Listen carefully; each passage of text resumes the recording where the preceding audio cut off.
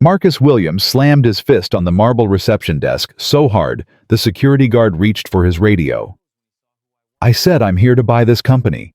Every single share. And I'm not leaving until I speak to whoever owns it." The female CEO stopped mid-stride, turned, and burst into laughter. Her assistant pulled out his phone to record. "Security. We have a homeless man with delusions of grandeur." But when the elderly chairman emerged from the elevator and saw Marcus's face, he collapsed against the wall, gasping for air. Because he recognized those eyes. Those same eyes that had haunted his nightmares for 35 years. "Now tell me what city you're watching from, so I can see how far this story has traveled." Marcus Williams had rehearsed this moment for 3 months. Every night after his 12-hour shift at the construction site, he would stand in front of the cracked bathroom mirror in his small apartment and practice the words. His daughter Destiny would watch him from the doorway, clutching her stuffed rabbit, asking why Daddy talked to himself. "I'm practicing being brave, baby girl," he always told her. "Sometimes the scariest things we do require the most practice." Now standing in the lobby of Sterling Development Corporation, surrounded by marble floors that cost more than his annual salary, Marcus realized no amount of practice could have prepared him for this. His work boots left faint muddy prints on the pristine white floor. His jacket, the nicest one he owned, was still 10 years old and fraying at the cuffs. His hands, calloused from decades of labor, gripped a worn manila envelope containing everything he had. The receptionist hadn't even looked up when he first approached. "Deliveries go through the back entrance," she said, still typing. "I'm not making a delivery." "Then you need an appointment. Mr. Sterling doesn't see anyone without an appointment." "I don't need an appointment." Finally, she looked up. Her eyes traveled from his boots to his face, and her expression shifted from boredom to barely concealed disgust. "Sir, I'm going to have to ask you to leave. This is a private corporate office, not a... I'm here to buy this company." The words came out stronger than Marcus expected, louder. They echoed off the marble walls and high ceilings. The receptionist blinked. Then she laughed. A short, dismissive sound. "I'm calling security." "Call whoever you want. I'm not leaving until I speak to the owner." She reached for her phone, but before she could dial, the elevator doors opened, and 2 people stepped out. Marcus recognized Victoria Sterling immediately. He had studied her face for months. Magazine covers, business news segments, Forbes profiles. The 45-year-old CEO of Sterling Development Corporation, known throughout Atlanta as the Ice Queen of real estate. Perfectly styled blonde hair. Designer suit that probably cost more than Marcus earned in 3 months. Cold blue eyes that calculated the value of everything and everyone. Beside her walked a younger man in an expensive suit carrying a tablet and speaking rapidly about quarterly projections. Victoria stopped when she saw Marcus at the reception desk. Her eyes performed the same assessment the receptionists had. Boots, jacket, hands, face, and reached the same conclusion. "Sandra, is there a problem here?"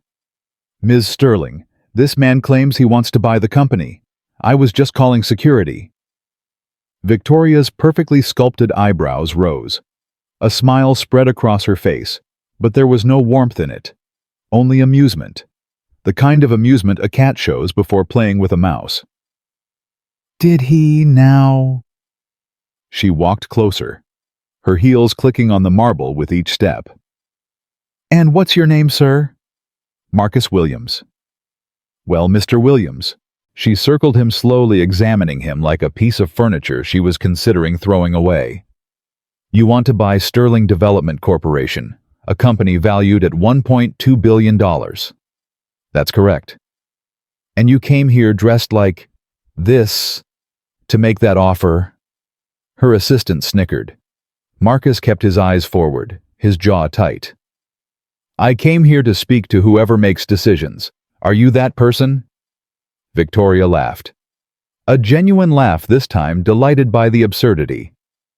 "Derek, are you getting this? Please tell me you're recording." Derek held up his phone, grinning. "Already on it, Ms. Sterling." "Perfect. This is going to be fantastic content for the company's social media." Local vagrant attempts corporate takeover. She turned back to Marcus. Tell us, Mr. Williams, what exactly were you planning to offer the $57 in your checking account, the bus pass in your pocket? Perhaps you were hoping to trade your lovely jacket for controlling interest. The lobby had grown quiet. Other employees had stopped to watch. Security guards had appeared near the elevators. Everyone was staring at Marcus, waiting for him to crumble. He didn't. I have $2,847. The laughter intensified. Derek doubled over. Even the security guards were smiling. 2,000. Victoria couldn't even finish the sentence through her laughter. That wouldn't buy you the doormat you're standing on. And I have these. Marcus opened the manila envelope and pulled out a stack of papers. 6 months of research. Petition signatures from 500 community members. Detailed renovation plans. Cost analyses. Environmental impact assessments. Victoria's laughter faded slightly. Not because she was impressed, but because she was confused. Renovation plans for what? Riverside Community Center. The building you're demolishing next month to build luxury condos. Victoria's expression hardened. How do you know about that project? That deal isn't public yet. City permits are public record. Anyone can look them up if they know where to search. And why do you care about some old community center? Marcus finally looked directly into her eyes. Because that center is the only place in my neighborhood where kids can go after school. The only place where elderly people can gather without being judged or forgotten. The only place where men like me can take night classes to try to build something better. Victoria rolled her eyes. Oh, this is one of those save-the-neighborhood situations. How predictable. She turned to Derek. Call the mayor's office. Make sure they know we might have some protesters when demolition starts. I'm not a protester, Marcus said firmly. I'm here to make a business proposal. With $2,000, Mr. Williams, I admire your creativity truly. But this is the real world. In the real world, poor people don't walk into corporate headquarters and demand meetings with executives. In the real world, sentiment doesn't override profit. In the real world, your father built this company on principles you've forgotten. Victoria's smile vanished. Excuse me. Raymond Sterling founded this company in 1986 with a mission statement I memorized. To build homes that transform lives, communities that nurture families and legacies that outlast buildings. I found it in your original corporate charter at the county records office. That was 40 years ago. Things change. People change. Principles shouldn't. Victoria stepped closer, all pretense of amusement gone. Her voice dropped to something colder, more dangerous. Listen to me carefully, Mr. Williams. I don't know who you think you are, walking in here with your tragic story and your community center nonsense. But this company generates $300 million in annual revenue. We employ 4,000 people. We have contracts with the most powerful developers on the East Coast. And you, she looked him up and down one final time, are nothing. You are absolutely nothing. Marcus didn't flinch. Then it shouldn't scare you to hear me out. I'm not scared of you. I'm irritated. There's a difference. She snapped her fingers at the security guards. Remove him and make sure he can't get back in. 2 guards approached Marcus from behind. He felt their hands grip his arms. Wait. The voice was old, frail, but it carried an authority that froze everyone in place. Raymond Sterling had emerged from the private elevator at the far end of the lobby, 72 years old, silver hair neatly combed, walking with the careful steps of a man whose body was failing, but whose mind remained sharp. He had been watching the confrontation from the moment he heard the commotion. But now, as he walked closer, something was happening to him. His face had lost all color. His hands, usually steady, despite his age, had begun to tremble. His eyes were fixed on Marcus's face with an intensity that made everyone uncomfortable. Father... Victoria's voice shifted from cold to concerned. What's wrong? You look... What did you say your name was? Raymond's voice was barely above a whisper. Marcus Williams, sir. Raymond stopped walking. He placed one hand on a nearby pillar to steady himself. His breathing had become labored. "Williams," he repeated, as if the word itself caused him pain. "Father, you need to sit down. Derek, get a chair." "Your father." Raymond's eyes never left Marcus's face. "What was your father's name?" The lobby had gone completely silent. Even Derek had lowered his phone. Marcus felt something shift in his chest, a warning, an instinct that had kept him alive through years of hardship. "Samuel Williams." Raymond made a sound something between a gasp and a groan. He stumbled, and Derek rushed forward to catch him.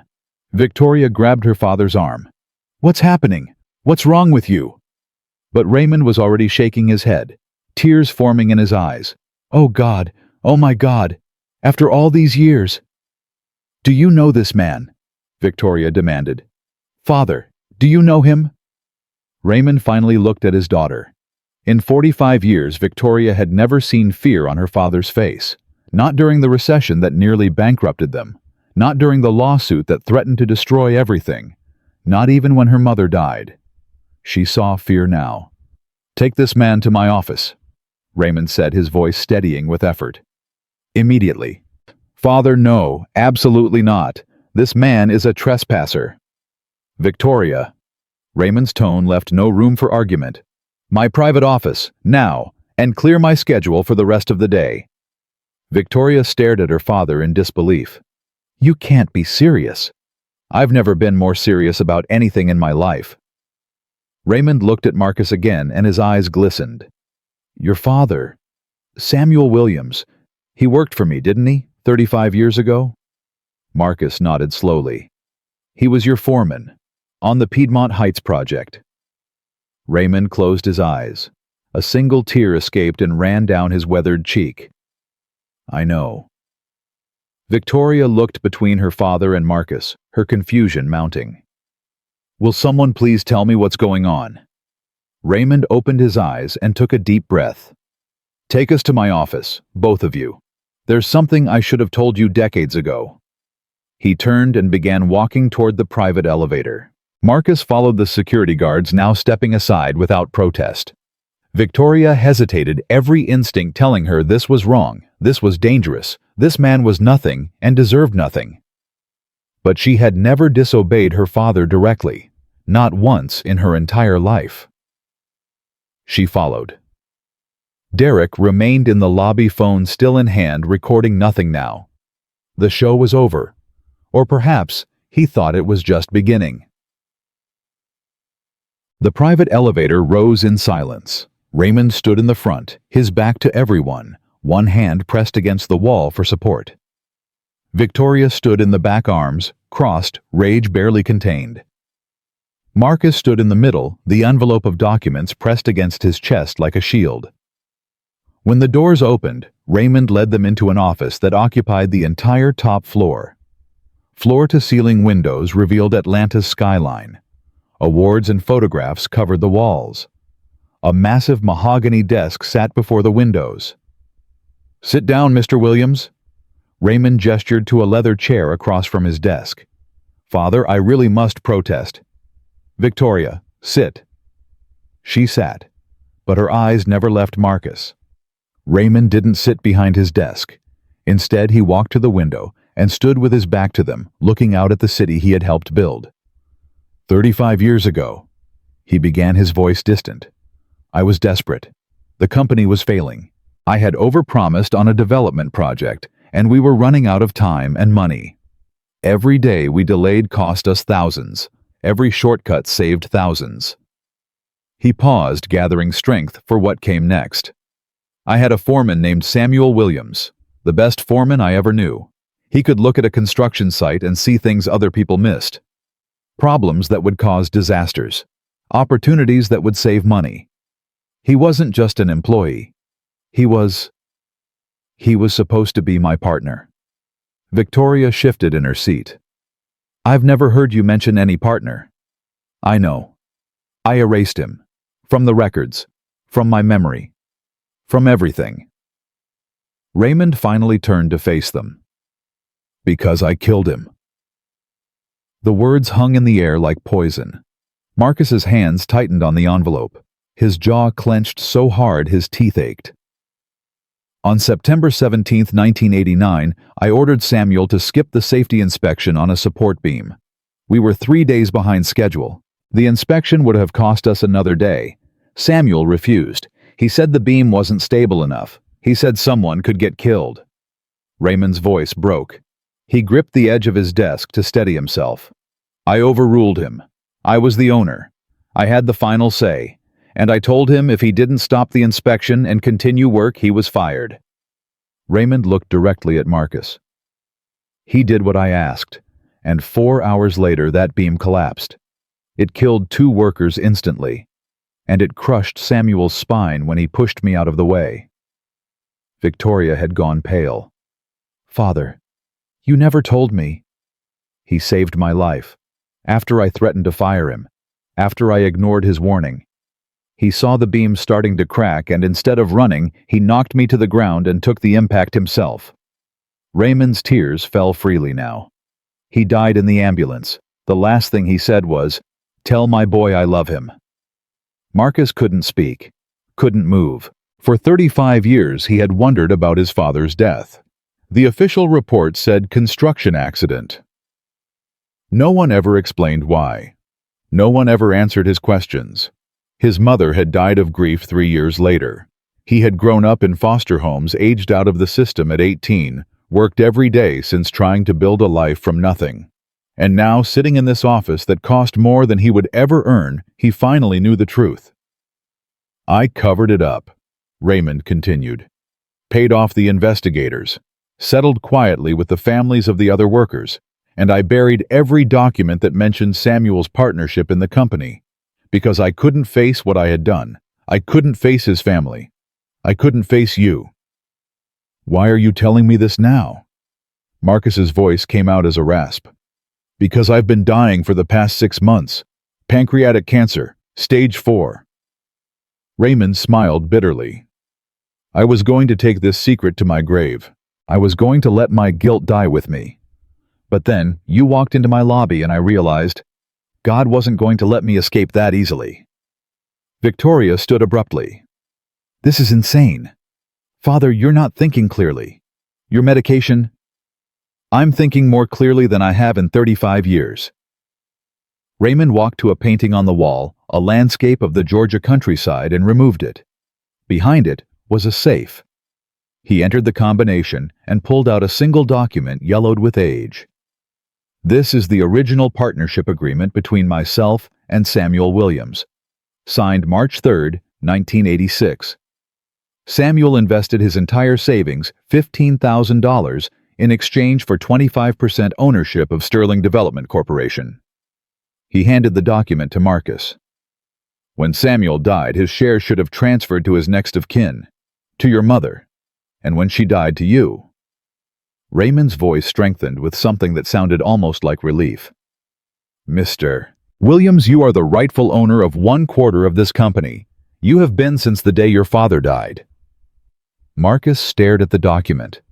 His father's signature. His father's dream. Evidence that he wasn't nothing. Evidence that he never had been. Victoria snatched the document from his hands. She scanned at her face, cycling through denial, fury, and fear. This can't be real. This can't be legally binding after all this time. I had my personal attorney verify it last year, during a moment of guilt I couldn't suppress. Raymond sat heavily in his chair, suddenly looking every one of his 72 years. It's real, it's binding, and it changes everything. Victoria turned to Marcus, the document clutched in her perfectly manicured hands. Her eyes held something Marcus hadn't seen before, pure, undisguised hatred. You planned this. You came here knowing exactly what you were going to get. I came here to save a community center, Marcus said quietly. I didn't know any of this. I don't believe you. Victoria. Raymond's voice was exhausted. He didn't know. I made sure no one knew. The guilt was mine alone to carry. And now what?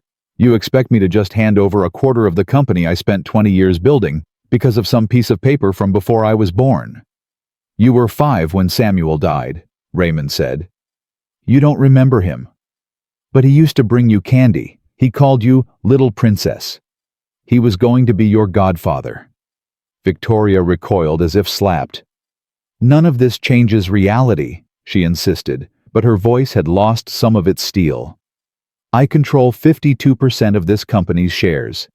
Even if this partnership agreement is valid, I still have majority control.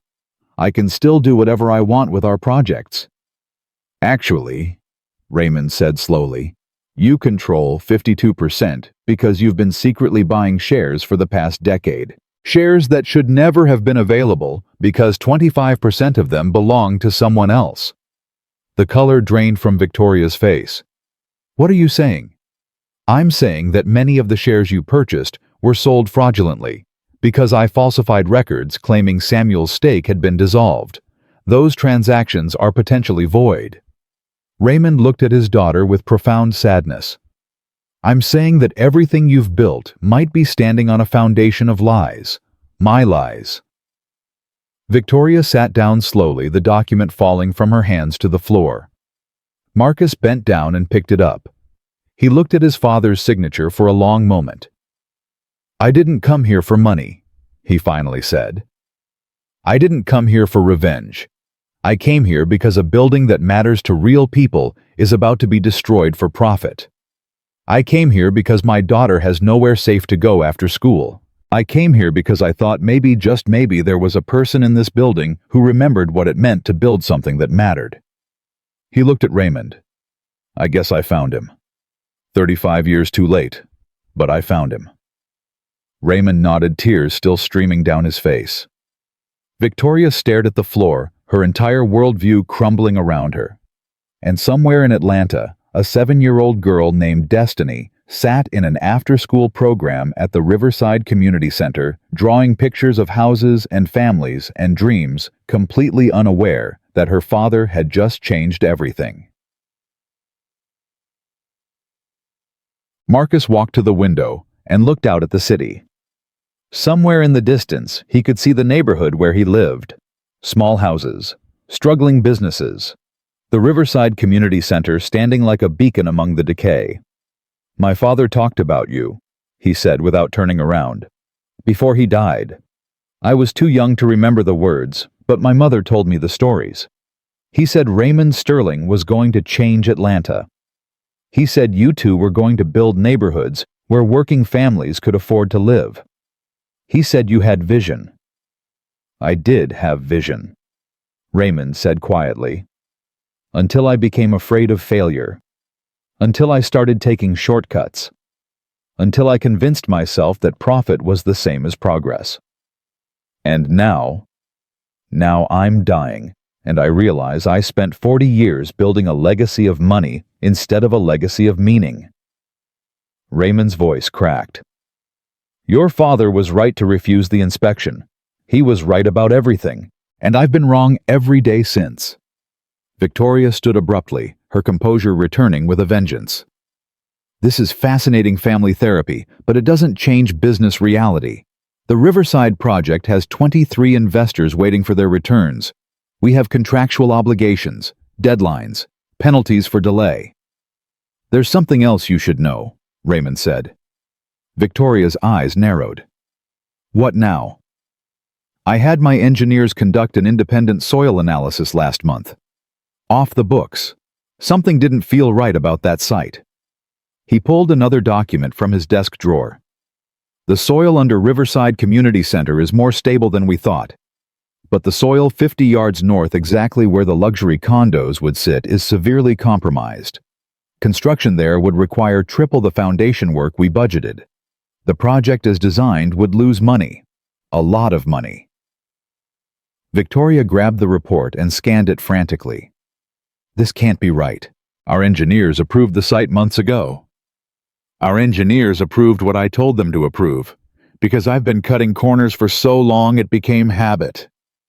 Raymond's voice carried the weight of a lifetime of regret. But I couldn't do it this time. I couldn't build on unstable ground again. Not after what happened to Samuel. Marcus turned from the window. So, the condo project is dead. The condo project was always going to fail. I just gave my daughter the excuse she needs to kill it without losing face with the investors. Victoria's face flushed with rage. You sabotaged my project. I saved you from a disaster that would have bankrupted us. You're welcome. Father and daughter stared at each other across a gulf of anger and guilt and unspoken history. Marcus cleared his throat. So what happens now? Both Sterlings turned to look at him. Now, Raymond said, we have a decision to make. As a family. He is not family. Victoria spat. His father was more family to me than my own blood ever was. Raymond's voice hardened for the first time. And you will treat him with the respect his father earned. Victoria fell silent, but her eyes burned. Raymond turned to Marcus. Mr. Williams, Marcus, I can't undo what I did. I can't bring your father back. I can't give you the childhood you should have had. But I can do something, if you'll let me. I'm listening. The Riverside project is finished, but that doesn't mean we can't build something there, something your father would have been proud of. Raymond picked up the envelope Marcus had carried into the building. You said you have renovation plans, cost analyses, community petitions. I spent 6 months putting those together. Show me. Marcus opened the envelope and spread the documents across Raymond's desk. Hand-drawn plans for community housing, spreadsheets showing affordable payment structures, letters of support from neighborhood organizations, research on sustainable building practices. Raymond studied each document carefully, his eyes widening as he read. You did all this yourself. Night classes at the community center, library research, talking to neighbors. Everyone contributed something. Victoria leaned over to look her skepticism fighting with something that looked almost like curiosity. These cost projections are actually reasonable. That's because I talked to actual families about what they could afford, not what would maximize profit. And these designs, Raymond traced his finger along one of the hand-drawn plans. They're simple, but they work. Good light, efficient space, room for families to grow. That's what my father taught me. He used to draw houses for me when I was little, before he died. Marcus's voice caught. He said a good home isn't about size, it's about function, about making people feel safe. Raymond sat back staring at the plans with an expression Marcus couldn't read. 50 affordable homes, he finally said, clustered around the renovated community center, solar panels on every roof, community gardens in the shared spaces, a playground for the children. Yes, sir. And these families would own their homes after 15 years of payments. Real ownership, not rental schemes disguised as ownership. That's the plan. Raymond looked at Victoria. What do you think? Victoria's face cycled through emotions too quickly to follow. Rage, calculation, doubt, and something that might have been shame. I think it's a terrible business decision, she finally said. We'd make a fraction of what the condos would have generated. That's not what I asked. Victoria was silent for a long moment. When she spoke again, her voice was different, quieter, less certain. My mother grew up poor. Did you know that, Father? She told me stories about sharing a bedroom with 3 siblings, about wearing hand-me-downs until they fell apart, about walking 2 miles to school because they couldn't afford bus fare. Raymond nodded slowly. I knew. She said you promised her when you got married that no child in Atlanta would grow up the way she did, that your company would build homes everyone could afford. Victoria's voice cracked slightly. When did you stop believing that? When I became afraid of failing. When I convinced myself that growth mattered more than purpose. When I buried the man who kept reminding me why we started. Marcus watched the father and daughter with growing understanding. These were people who had lost their way. Like him in many ways. Like everyone who forgot what mattered. It's not too late, he said quietly. Both Sterlings looked at him. My father used to say that every building starts with a foundation. You can't undo the past, but you can build something new on top of it. Something stronger. He gathered his papers carefully. I'm not here to destroy your company. I'm not here for revenge. I'm here because my daughter deserves a safe place to go after school. Because my neighbors deserve homes they can actually afford. Because my father's death should mean something. Raymond stood and extended his hand. Marcus Williams, will you help me rebuild this company? Victoria made a sound of protest, but one look from her father silenced her. Marcus looked at the extended hand. 65 years old. Weathered by time and regret. Responsible for his father's death and the destruction of his childhood, but also trembling with hope. Reaching across 35 years of guilt. Asking for something that couldn't be demanded. Forgiveness. Marcus took the hand and shook it firmly. I'll help you build something new, he said. But I'm not doing it for you. I'm doing it for my father, for my daughter, for everyone who's been told they don't matter. Raymond smiled a genuine smile, perhaps the first in decades. That's exactly why you should be the one leading this project. Victoria watched the handshake with unreadable eyes. Somewhere in the building below, 4,000 employees continued their work, unaware that everything was about to change. And in a community center across town, a little girl named Destiny finished drawing her picture of a house with a garden, a house with solar panels on the roof, a house that looked almost exactly like the ones in her father's plans. She showed it to her after-school teacher. This is where we're going to live someday, my daddy promised. The teacher smiled and patted her head, not believing for a moment that such promises ever came true. She didn't know that across the city, Marcus Williams had just made believing possible. The handshake lasted only a few seconds, but Victoria felt like she was watching her entire world collapse in slow motion. 20 years of building this company. 20 years of sacrifice, of sleepless nights, of choosing profit over everything else. And now her father was handing pieces of it to a stranger who had walked in off the street with mud on his boots. This is insane, she said the moment Raymond released Marcus's hand. You can't make decisions like this without board approval, without legal review, without, I built this company, Victoria. I can reshape it however I choose. You built it 40 years ago. I'm the one who made it worth $1 billion. And I'm the one who taught you that money was the only measure of success. Raymond's voice carried a weight Victoria had never heard before. I was wrong. I've been wrong for 35 years. Marcus stepped back, slightly uncomfortable with being in the middle of a family conflict. Maybe I should give you two some time to... No. Raymond held up his hand. You stay. This concerns you as much as anyone. He turned back to Victoria. Do you know why I never remarried after your mother died? The question caught Victoria off guard. I assumed you were too focused on business. I was too consumed by guilt. Every time I looked at a woman, I saw Samuel's wife. A widow I created. A family I destroyed. Raymond walked to his desk and sat heavily in his chair. Your mother knew. She spent her last years trying to get me to confess to make things right. I refused. I told her the past was the past. So now you're having a deathbed conversion. How convenient. Victoria.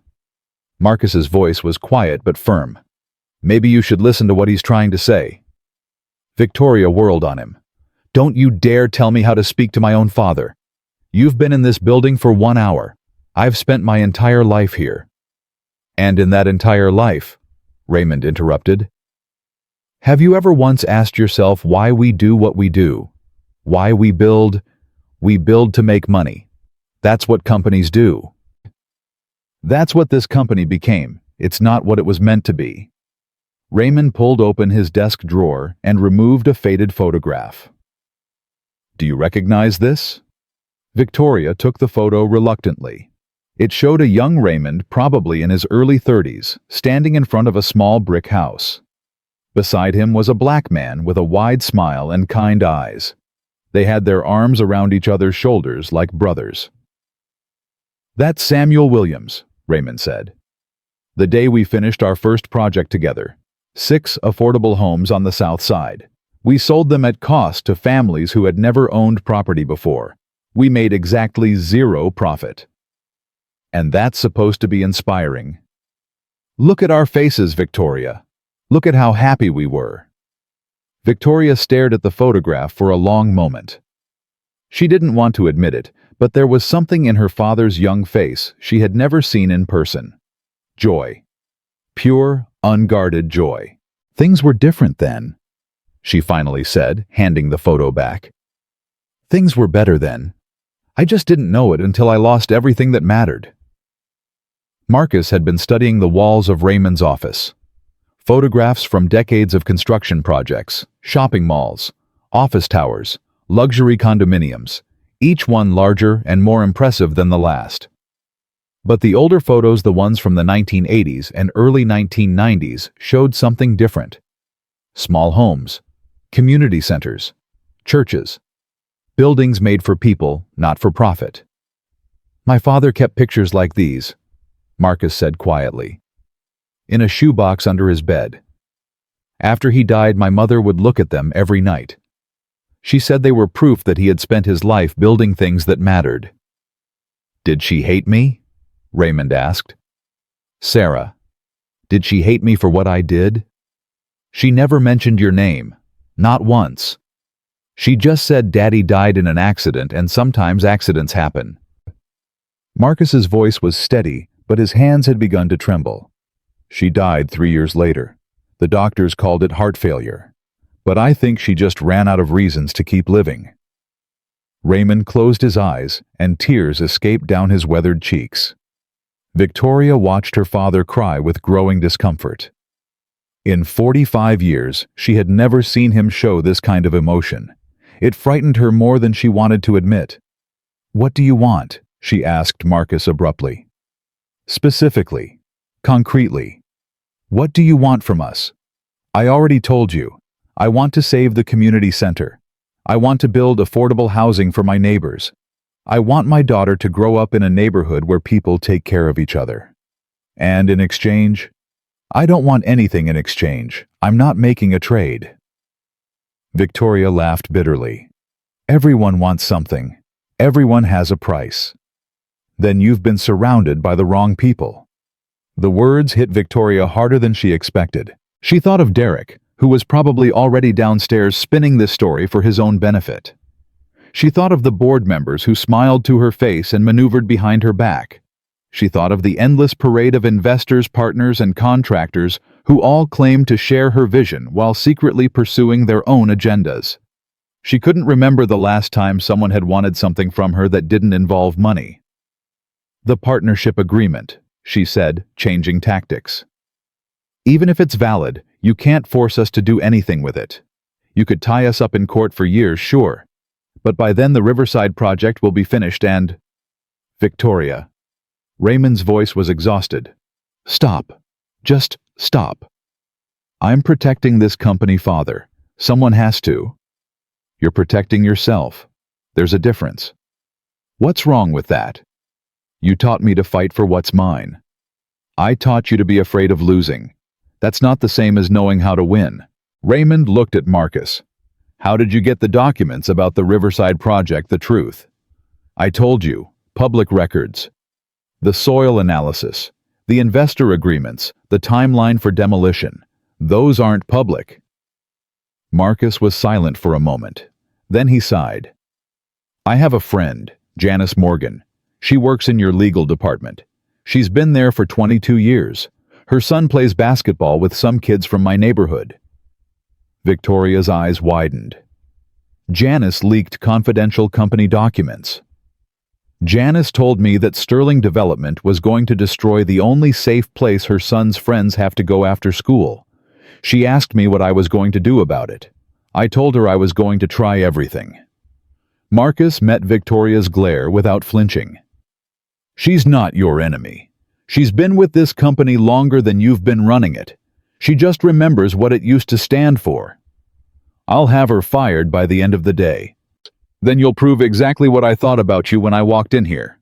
Marcus's voice remained calm, but there was steel underneath. That you care more about protecting your power than protecting your people. Raymond stood from his chair. No one is getting fired. Not Janice. Not anyone. He looked at Victoria with something that might have been sadness, might have been pity. Do you know how many employees have quit in the last 5 years? How many have requested transfers to other departments just to get away from your division?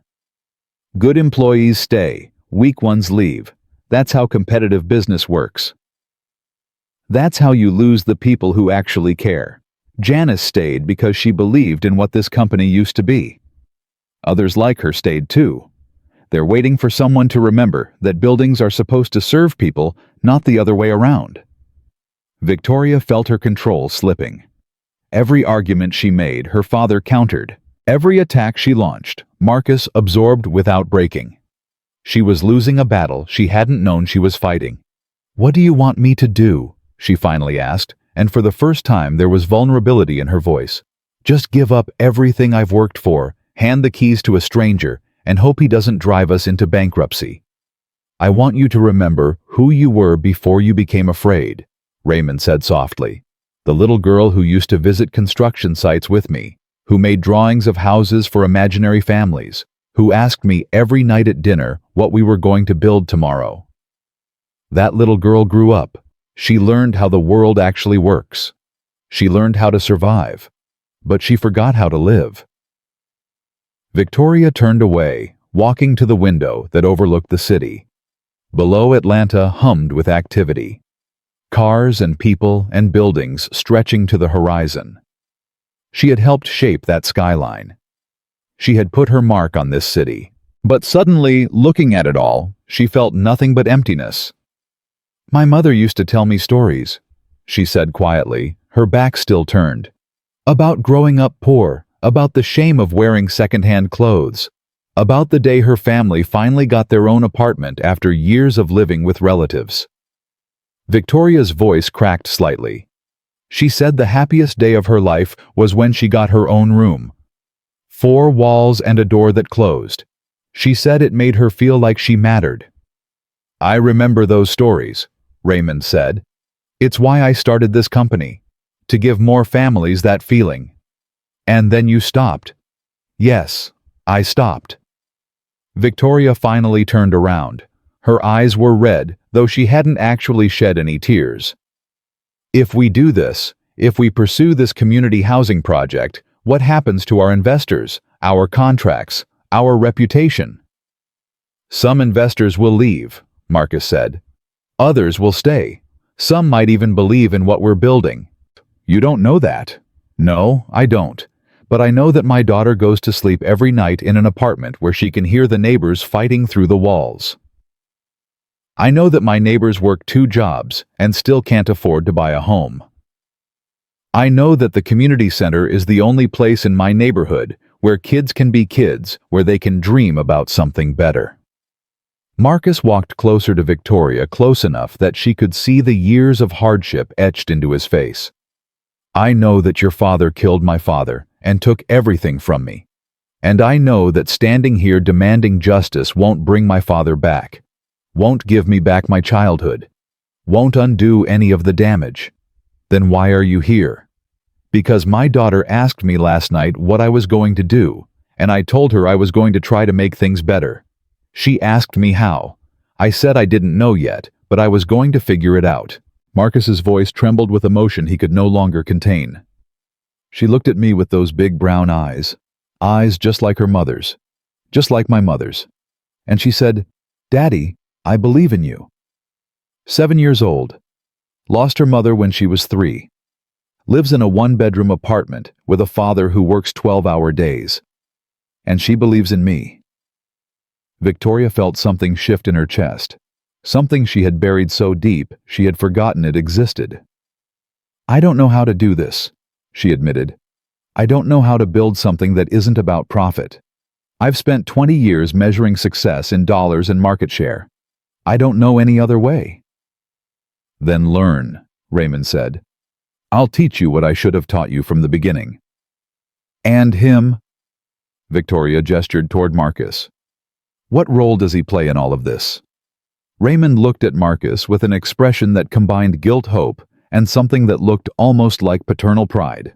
That's up to him. It's up to... He owns 25% of this company.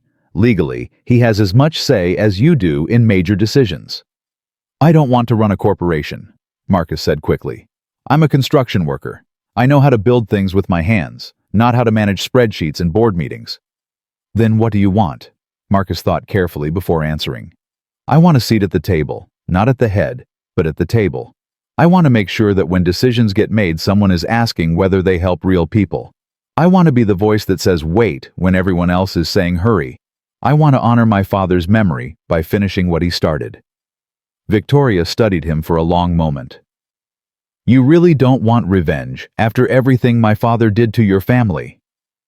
Revenge won't build homes. Revenge won't feed children. Revenge won't make my daughter's life better. Marcus extended his hand toward Victoria. But working together might.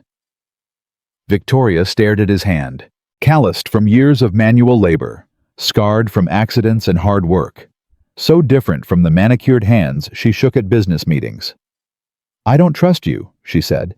I don't trust you either. Then why should we work together? Because your father is dying. Because your company is about to lose millions on a project built on unstable ground. Because somewhere in this city, there's a community center full of children who deserve better than what they're getting. Marcus kept his hand extended. And because, maybe just maybe, we're both tired of fighting battles that don't matter. Victoria looked at her father. Raymond nodded slowly, his eyes pleading. She took Marcus's hand. I'm not promising anything, she said as they shook. We'll start with the Riverside project. If it works, if you can prove this model is viable, then we'll talk about expanding. But if it fails, if you cost this company money, we can't afford to lose. I will personally make sure you regret ever walking through those doors. Fair enough? And Janice Morgan keeps her job. You're right, she's been here longer than I've been in charge. I won't punish loyalty even if it was misplaced. Marcus nodded. Thank you. Don't thank me yet. We haven't built anything. Raymond let out a breath he seemed to have been holding for decades. Then let's start building. The next 3 hours were spent around Raymond's conference table reviewing Marcus's plans in detail. Victoria's business instincts kicked in despite her reservations, and she began asking practical questions. Construction timelines, material costs, financing structures, labor requirements. Marcus answered each question with surprising depth. His night classes had taught him more than basic principles. They had given him a framework for understanding how to turn dreams into reality. These solar panels, Victoria said, pointing to a drawing, they'll increase the upfront cost by 15%.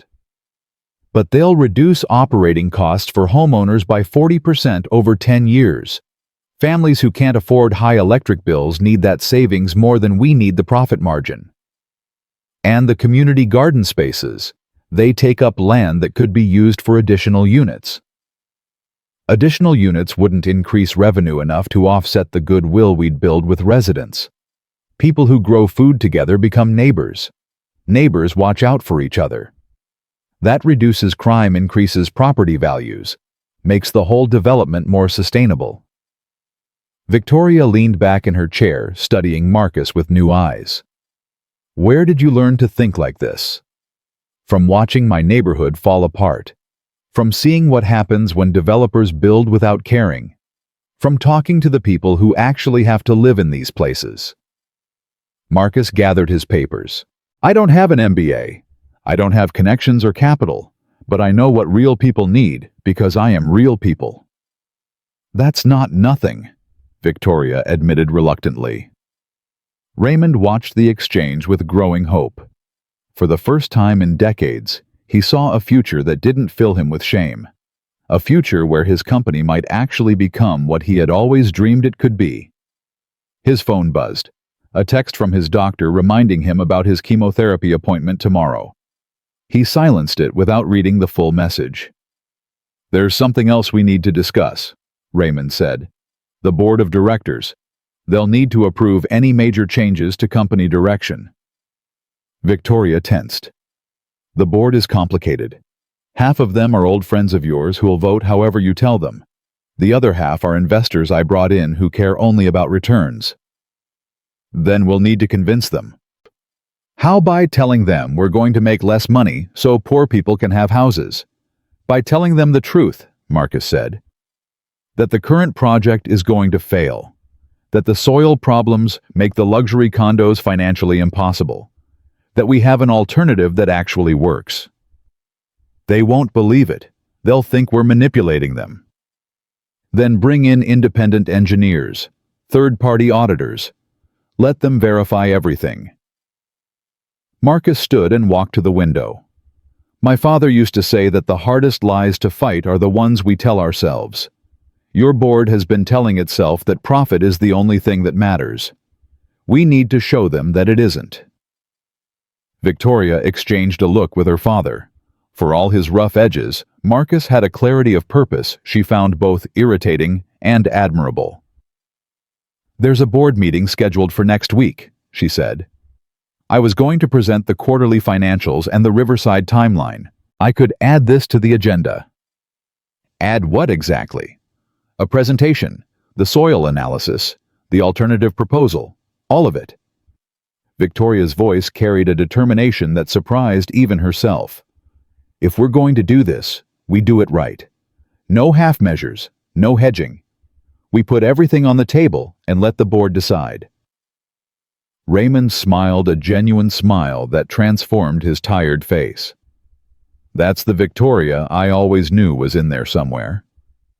Don't get sentimental, Father. I'm still not convinced this is going to work.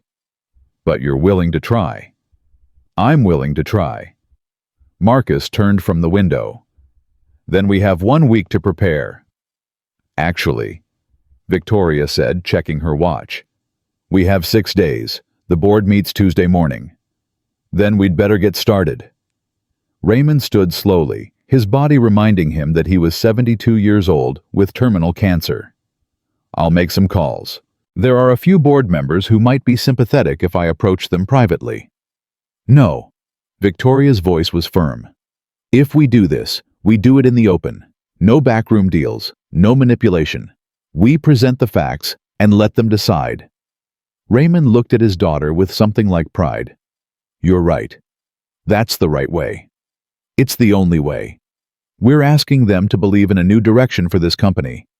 If we start by playing the same old games, they'll never trust us.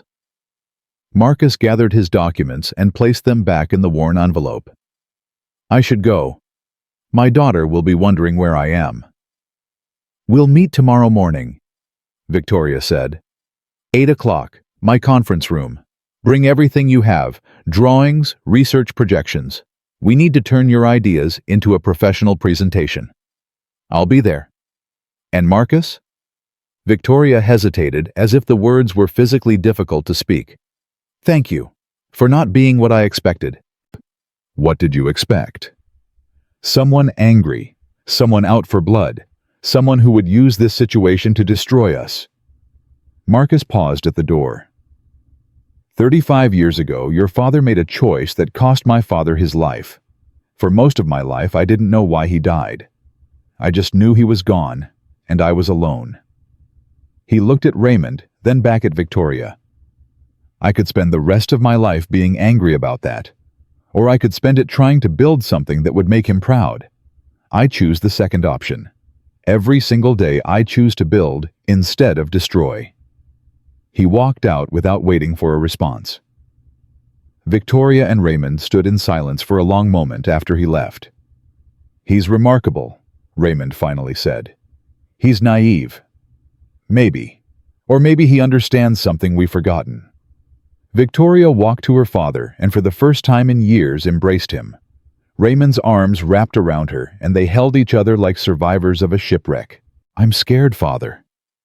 I know, sweetheart. I am too. What if this doesn't work? What if we lose everything? Raymond pulled back and looked into his daughter's eyes.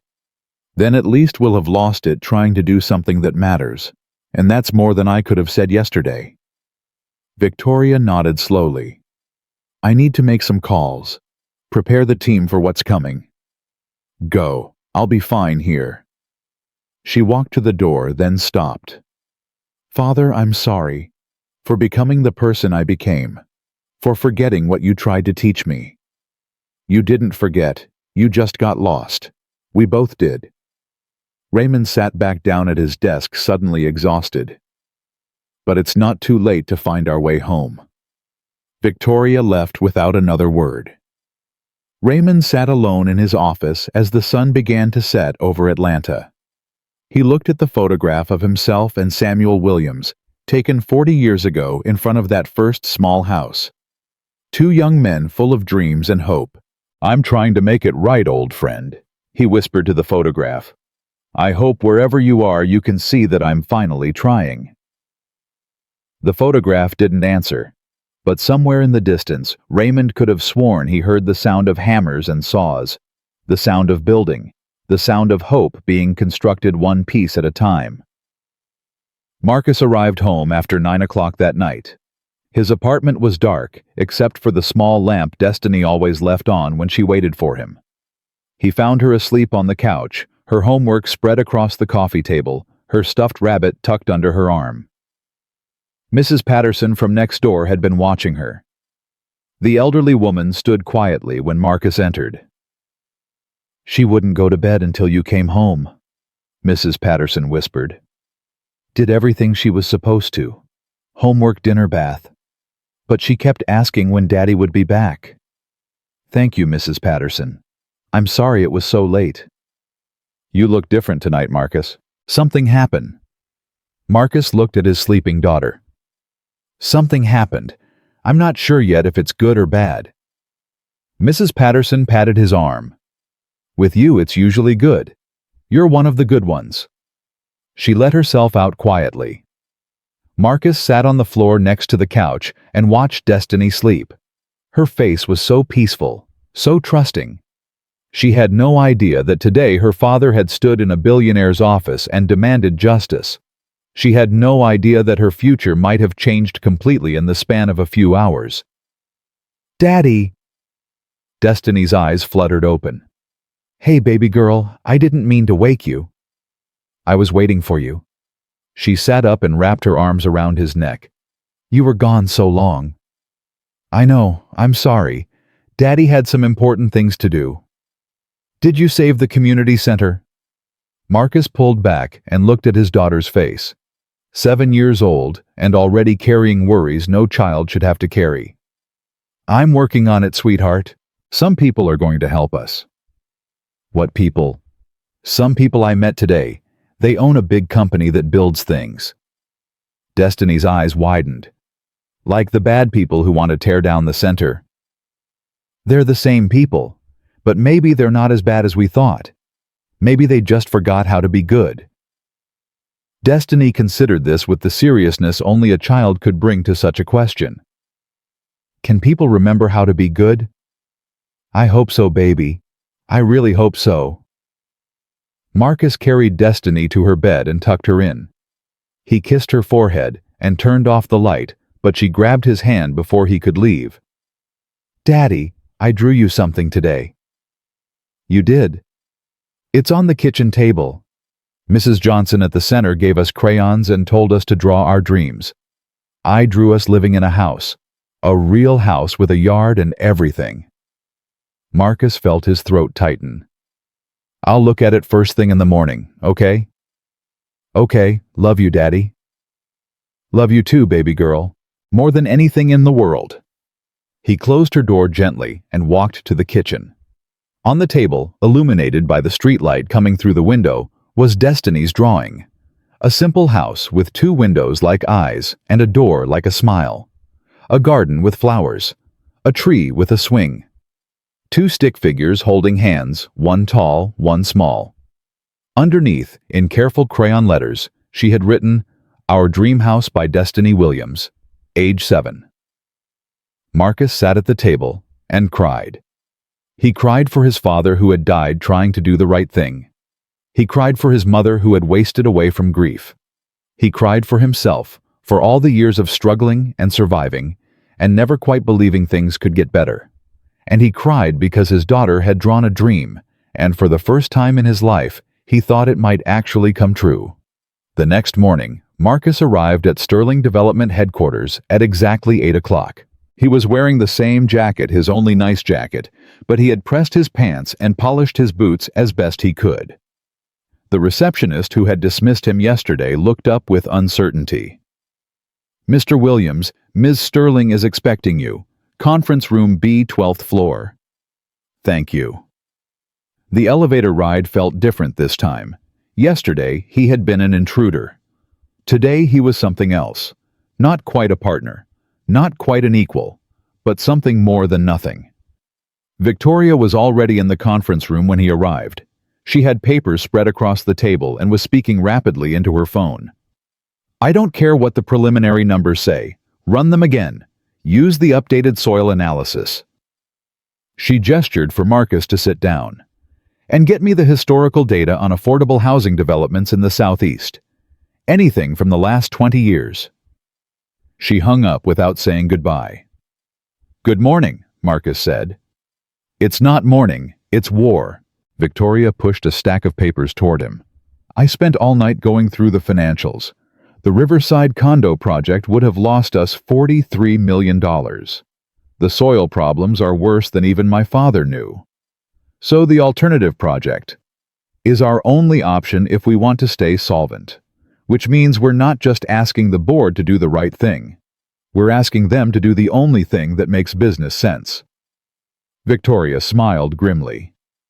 "I hate when morality and profit align. It makes me suspicious. Maybe sometimes doing the right thing is also the smart thing. Maybe.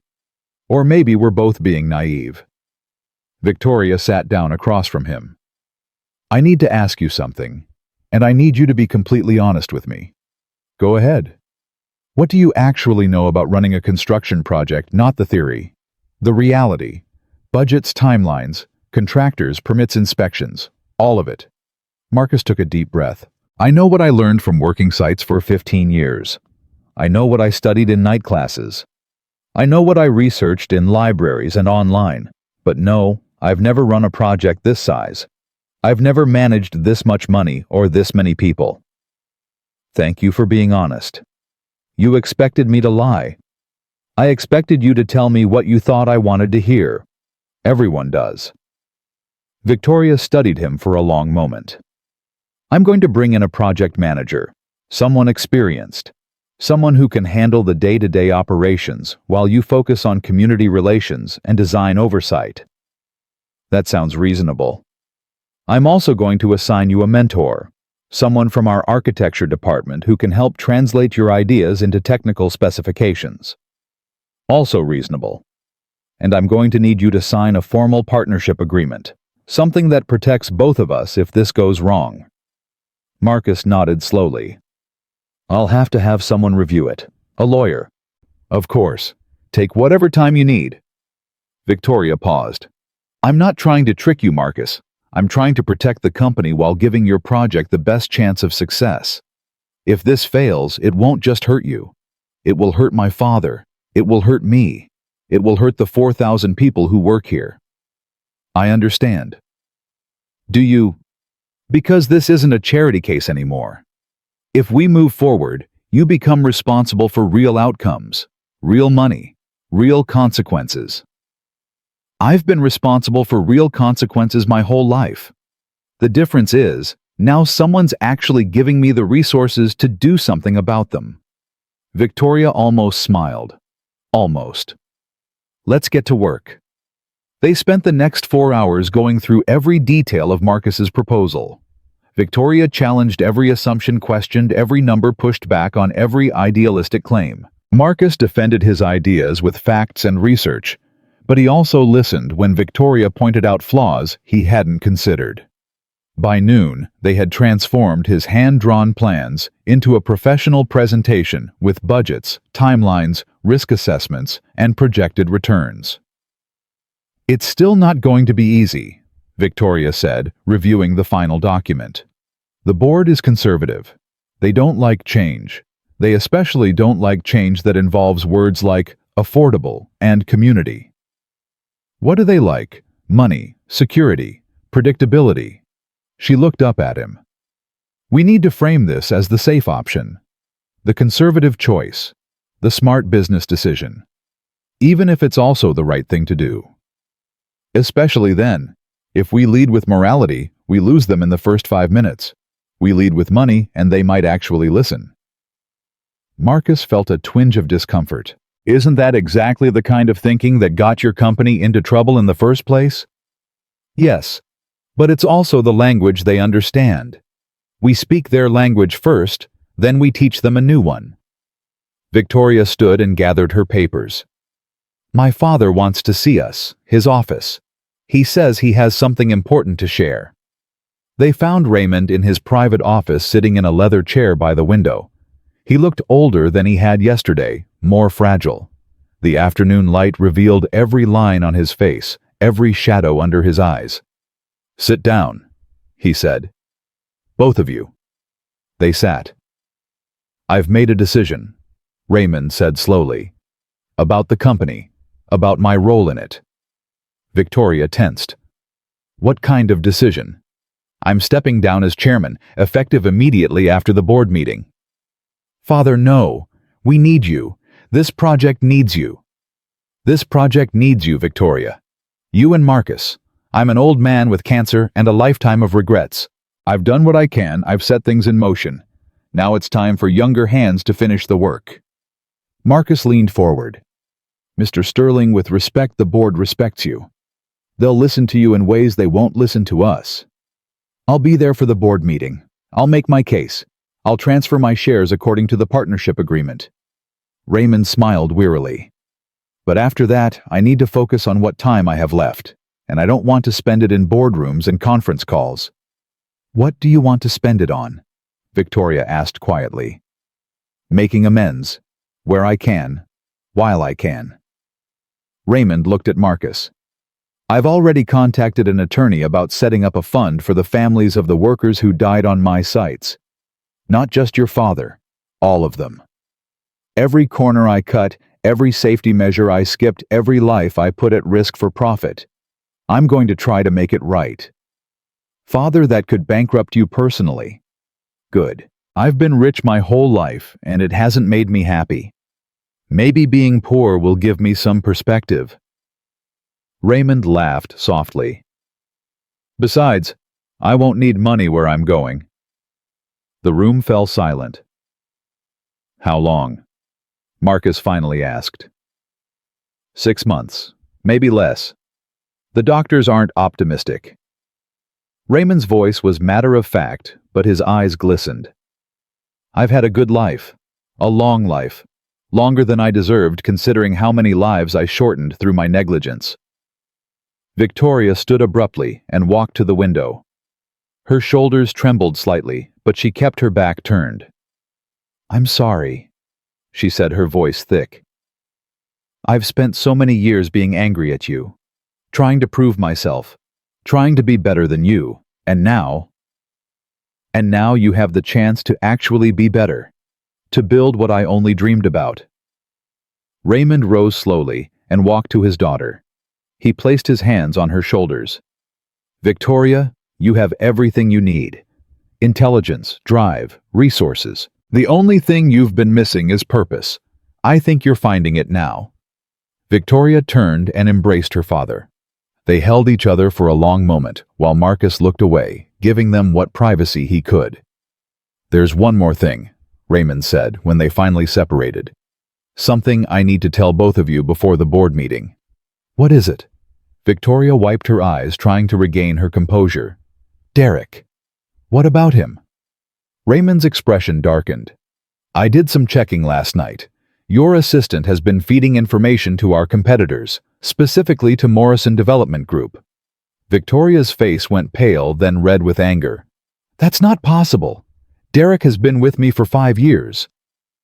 And for the last 2, he's been taking money from James Morrison to share inside information about our projects, our bids, our strategies. Raymond handed Victoria a folder.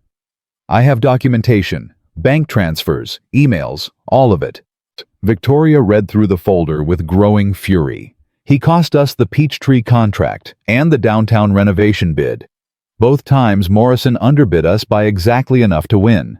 Yes, I'll destroy him. You could, or you could use him. Victoria looked up sharply. What do you mean? Derek doesn't know that we know. If we keep him in place, we can feed him false information. Mislead Morrison. Maybe even recover some of what we've lost. Marcus shifted uncomfortably. That sounds like the kind of deception we were trying to get away from. It's business, Victoria said coldly. Derek betrayed us. He deserves whatever consequences come his way. He deserves to be fired and maybe prosecuted. But using him to deceive others, even competitors that's playing the same games that got this company into trouble. Victoria and Marcus stared at each other. The philosophical divide between them suddenly felt like a chasm. He's right, Raymond said quietly. Victoria turned to her father in surprise. I know what I suggested. And part of me, the old part, the part that built this company on shortcuts and moral compromises, wants to use Derek against Morrison. Wants to fight dirty because fighting dirty is what I know. Raymond shook his head slowly. But that's not who we're trying to become. That's not the company we're trying to build. Victoria was silent for a long moment. So we just fire him. Let him walk away with everything he's stolen. We fire him. We document everything. We let our lawyers decide if prosecution is appropriate. And we move forward without him. Raymond put his hand on Victoria's arm. Sweetheart, the temptation to fight dirty will never go away. Every day you'll face situations where cutting corners would be easier, where deception would be more effective, where the old ways would serve your short-term interests. The question is whether you'll choose to be different. Victoria closed the folder with Derek's betrayal documented inside. Fine. We do this your way. The clean way. She looked at Marcus. But if being honorable gets us destroyed by people who aren't, I'm going to have some questions about whether honor is worth the cost. That's fair, Marcus said. But I'd rather fail trying to do right than succeed by doing wrong. Easy to say when you have nothing to lose. I have everything to lose. My daughter, my neighbors, the community center, everything I've worked for. Marcus stood and faced Victoria directly. The difference between us isn't that I have less to lose. It's that I know what it feels like to lose everything. I know that starting over is possible. You're terrified of that because you've never had to do it. Victoria's jaw tightened, but she didn't argue. We should prepare for the board meeting, Raymond said, breaking the tension. I want to go over the presentation one more time. Make sure we're ready for every possible objection. The next 3 days passed in a blur of preparation. Marcus spent his days at Sterling headquarters, learning the company's systems and culture. He spent his evenings at the community center with Destiny, helping with the after-school program, and quietly gathering more information about what the neighborhood actually needed. Janice Morgan, the legal department employee who had leaked the original documents to Marcus, proved to be an invaluable ally. She knew the company's history better than almost anyone and had quietly compiled years of documentation about projects that had gone wrong, not for any sinister purpose, but because she had always hoped someone would eventually care enough to fix them. This place used to mean something, Janice told Marcus over coffee one afternoon. When I started here, we celebrated every home we built. We knew the families. We went to their housewarming parties. Now we don't even think of them as homes. They're units, inventory, revenue opportunities. Why did you stay? Because someone had to remember. Someone had to keep the records. Someone had to wait for the day when things might change. Janice smiled sadly. I almost gave up 100 times. But every time I was ready to quit, something would remind me why I started. A thank you note from an old client. A photograph of a family in front of their new home. A memory of what Mr. Sterling used to say about building things that matter. What did he used to say? He said that any fool can put up walls and a roof. It takes a builder to create a home. And it takes a community to create a neighborhood. Janice's eyes glistened. I haven't heard him say that in 20 years, until you showed up. On the night before the board meeting, Marcus couldn't sleep. He sat at his kitchen table going over the presentation one more time, trying to anticipate every possible question, every potential objection. Destiny appeared in the doorway, rubbing her eyes. Daddy, why are you still up? Just working, sweetheart. Big day tomorrow. The meeting with the important people. That's right. Destiny walked over and climbed into his lap. She looked at the papers spread across the table, charts and graphs and numbers she couldn't possibly understand. Are you scared, Daddy? A little bit, yes. I get scared sometimes too. Before tests at school. Before I have to talk in front of the class. What do you do when you're scared? Destiny thought about it.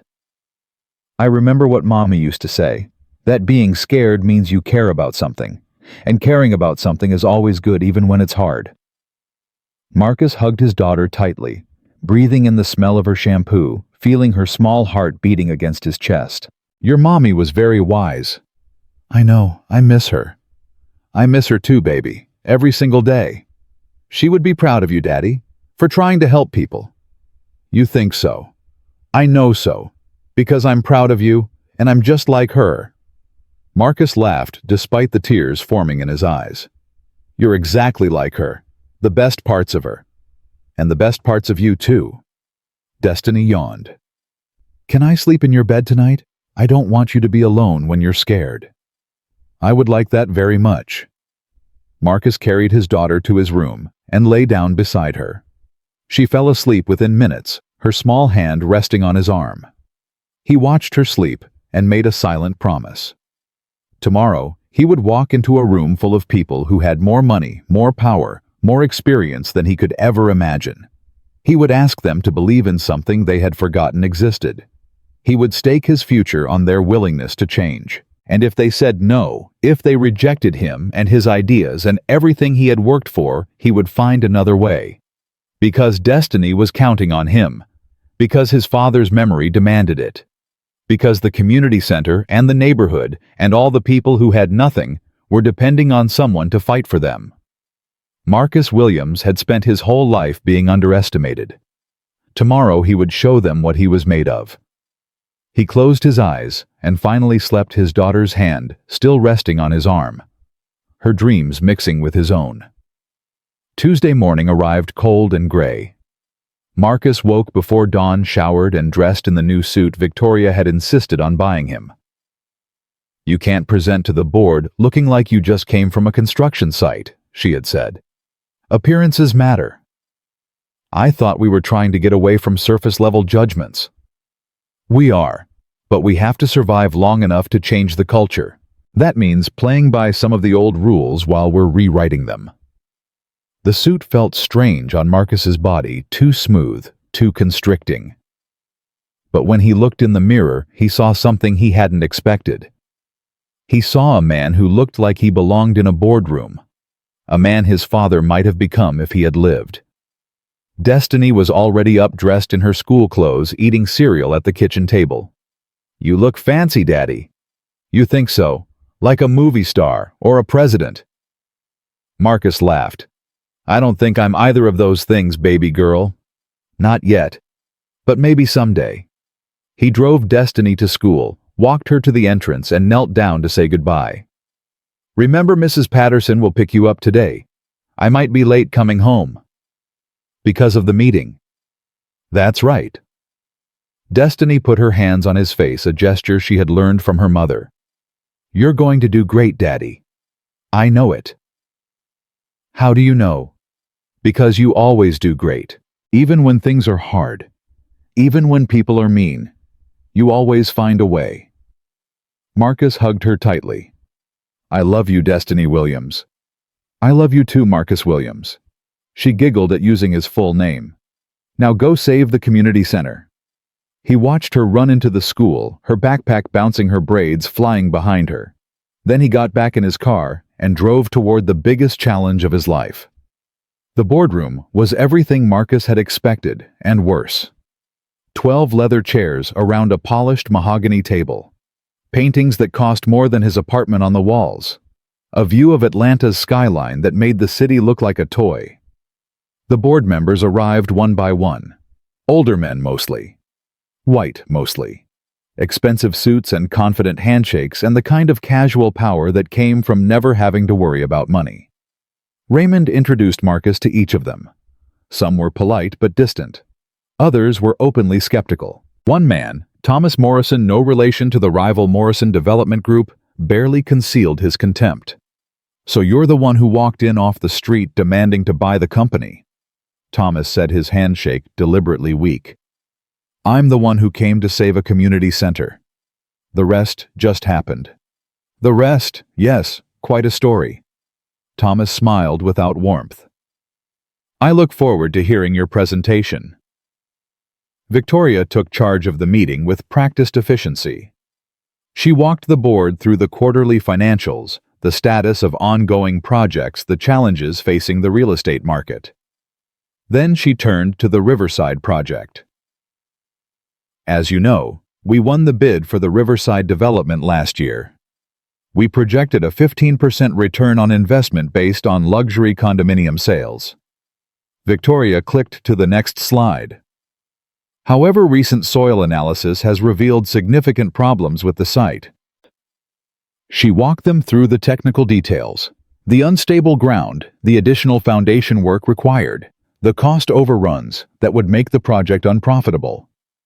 Bottom line, the luxury condo project as designed will lose this company approximately $43 million. Murmurs rippled through the room. "That's why I'm proposing an alternative." Victoria nodded to Marcus. "Mr. Williams." Marcus stood. His hands were steady, but his heart was pounding. "Good morning. My name is Marcus Williams. 6 months ago, I learned that this company was planning to demolish the Riverside Community Center to build luxury condominiums. That center is where my daughter goes after school. It's where my neighbors gather. It's where people in my community find help and hope when they have nowhere else to turn." He clicked to the next slide, photographs of the community center of children playing, of elderly residents sharing meals. "I came to Sterling Development to ask for help. What I found instead was a company that had lost its way. A company founded on principles of community building that had been forgotten in pursuit of profit." Thomas Morrison snorted. "We're a business, not a charity." "I understand that, and I'm not asking you to be a charity. I'm asking you to be smart." Marcus walked them through his proposal. 50 affordable homes clustered around the renovated community center, solar panels on every roof, community gardens in shared spaces, a financing model that made home ownership accessible to families who had never dreamed it possible. Total projected cost $12 million, projected revenue $16 million. Net profit $4 million. $4 million is nothing, Thomas objected. The condo project was supposed to bring $15 million in profit. The condo project was supposed to lose $43 million, Victoria interjected. $4 million profit versus $43 million loss.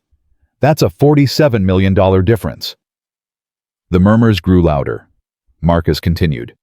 But profit isn't the only measure of success. This project will provide permanent affordable housing to 50 families. It will preserve the community center that serves over 200 people daily. It will revitalize a neighborhood that has been neglected for decades. "And why should we care about that?" Thomas asked. "Our responsibility is to shareholders, not to social work." Marcus looked at Raymond, who nodded slightly. "You should care because 35 years ago this company was built on exactly those principles. You should care because the soil analysis proves that the old approach doesn't work anymore. And you should care because in my briefcase, I have a partnership agreement signed by Samuel Williams, my father, and Raymond Sterling in 1986. An agreement that gives me 25% ownership of this company." The room exploded into chaos. Thomas leaped to his feet. "This is outrageous. We're not going to be blackmailed by some Mr. Morrison." Raymond's voice cut through the noise like a blade. "Sit down." Thomas sat, but his face was crimson with rage. Raymond stood slowly, supporting himself on the table. What Marcus says is true. His father was my original partner. When Samuel died in an accident on one of our sites, an accident caused by my negligence, I buried the partnership agreement and claimed his shares for myself. I've carried that guilt for 35 years. The board members stared at Raymond in stunned silence. Marcus isn't here to blackmail anyone. He's here because he believes this company can still become what his father and I dreamed it could be. He's here because he cares about people we've forgotten how to see. Raymond's voice trembled with emotion. I'm stepping down as chairman. My shares, including those that rightfully belong to Marcus, will be distributed according to the original partnership agreement. And I'm asking you, as the board of directors, to support the Riverside Community Housing Project. Why should we? Thomas demanded. Because you feel guilty. Because it's the right thing to do, Marcus said calmly. And because it's also good business. Look at the numbers. Look at the projections. Look at the research on community development and property values and long-term sustainability. Every metric points to the same conclusion: this project works. And what happens if it doesn't? Another board member asked. Then I take full responsibility. I'll walk away with nothing. But if it succeeds, if we prove that affordable housing can be profitable, we transform this company.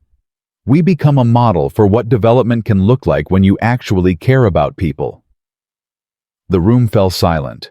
Victoria spoke into the silence. I'm calling for a vote.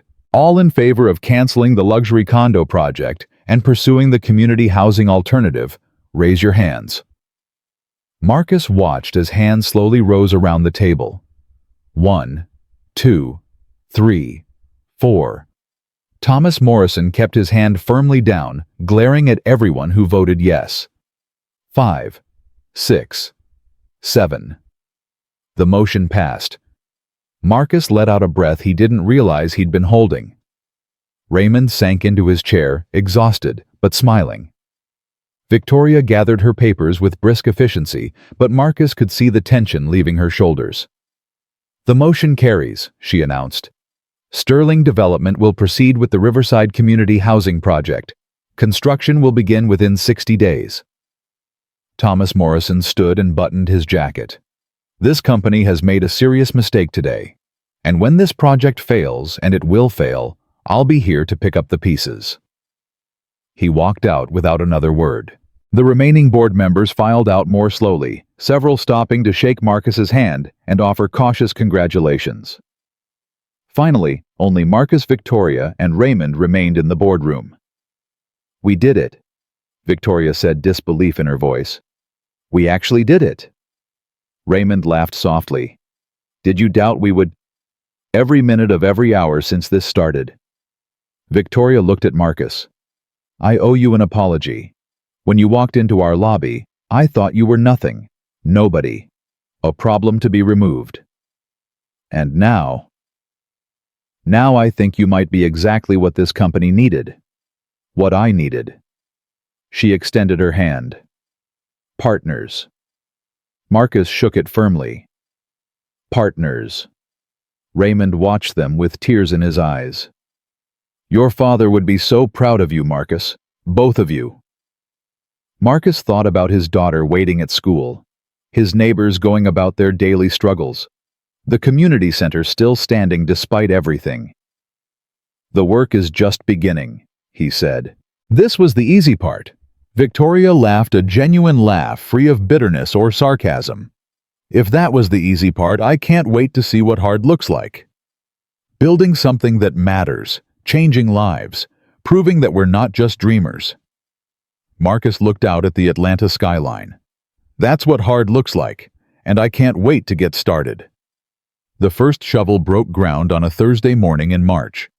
Marcus stood at the edge of the construction site, watching the excavators begin their work, feeling something he hadn't felt in years.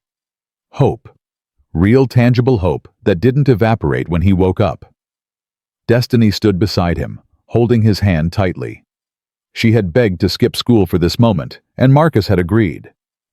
Some lessons couldn't be taught in a classroom. Is this really happening, Daddy? It's really happening, baby girl.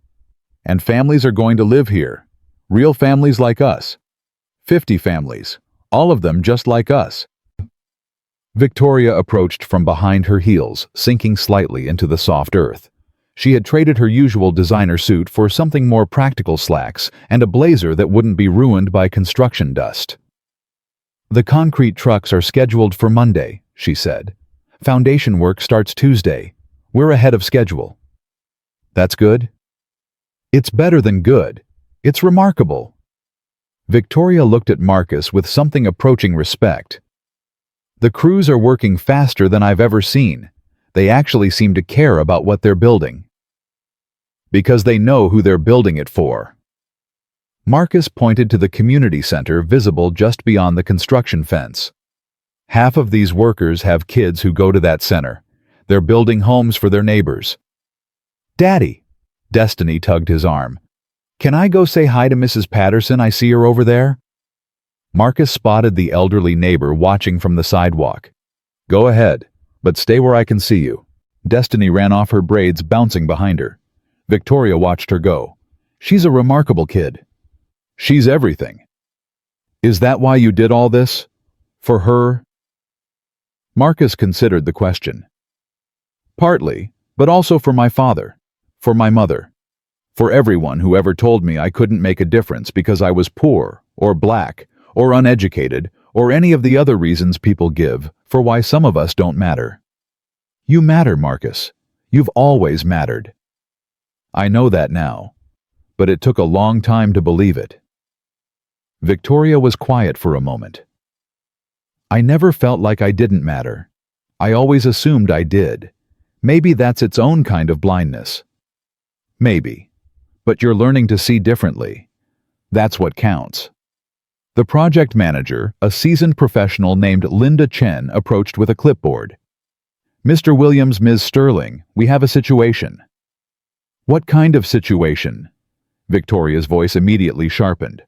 The lumber delivery was short. We're missing about 20% of what we ordered. The supplier claims it was a clerical error. Victoria's eyes narrowed. Which supplier? Morrison Building Materials. Marcus and Victoria exchanged glances. Morrison.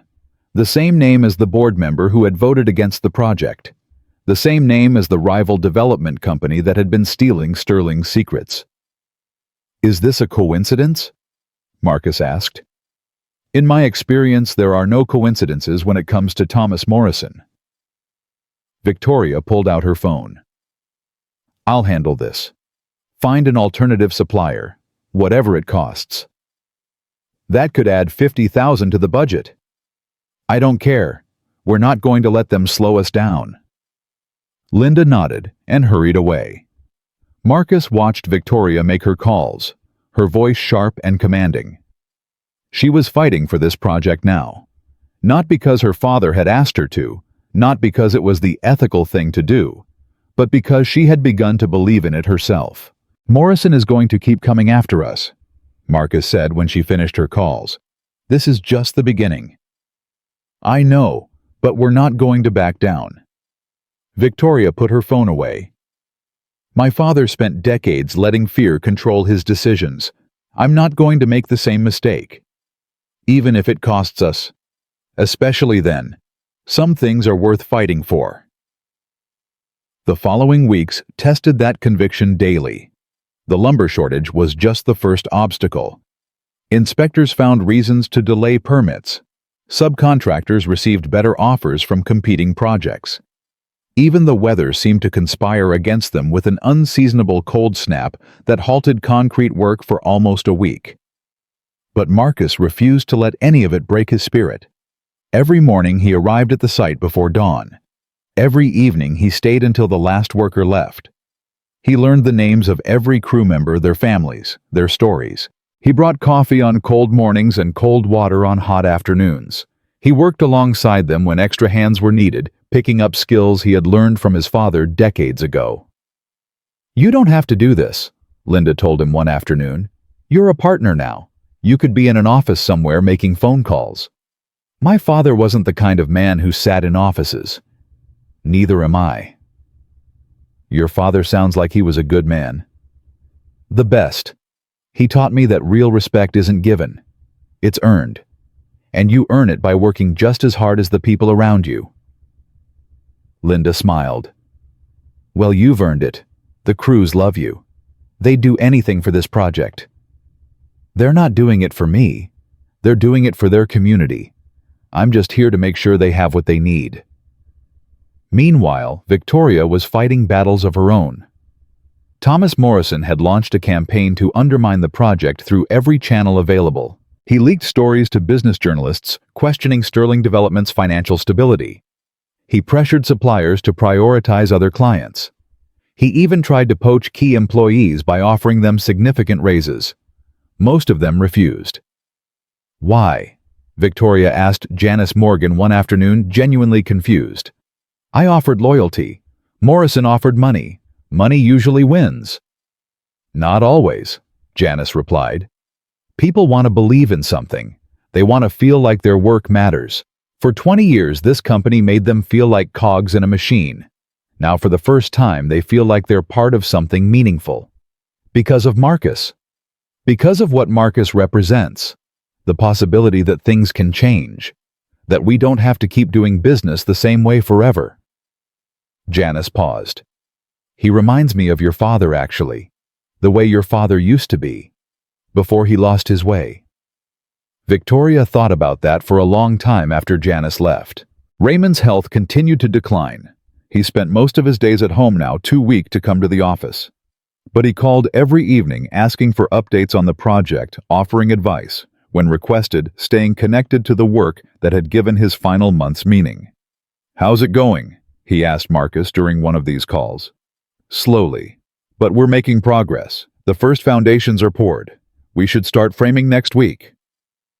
And Victoria? How is she handling everything? Marcus glanced across the construction site to where Victoria was arguing with a supplier on her phone. She's fighting harder than I expected. Morrison keeps throwing obstacles at us, and she keeps knocking them down. She's more like her mother than she knows. Margaret was a fighter too. She just needed something worth fighting for. Raymond's voice was weaker than it had been a month ago. Marcus, I want you to promise me something. Anything. Take care of Victoria. Not because she needs protection, she doesn't, but because she needs someone who sees her clearly. Someone who won't let her become the person she was before you came along. I promise. And take care of yourself too. This project matters, but it's not worth destroying yourself over. Your daughter needs you more than any of this. I know. Do you? Because I spent 40 years putting work before family, and I lost everything that mattered. Don't make my mistakes, Marcus. Don't let guilt or ambition or even good intentions turn you into someone your daughter won't recognize. Marcus felt the weight of Raymond's words. I'll try. That's all any of us can do. 3 months into construction, the first homes began to take shape.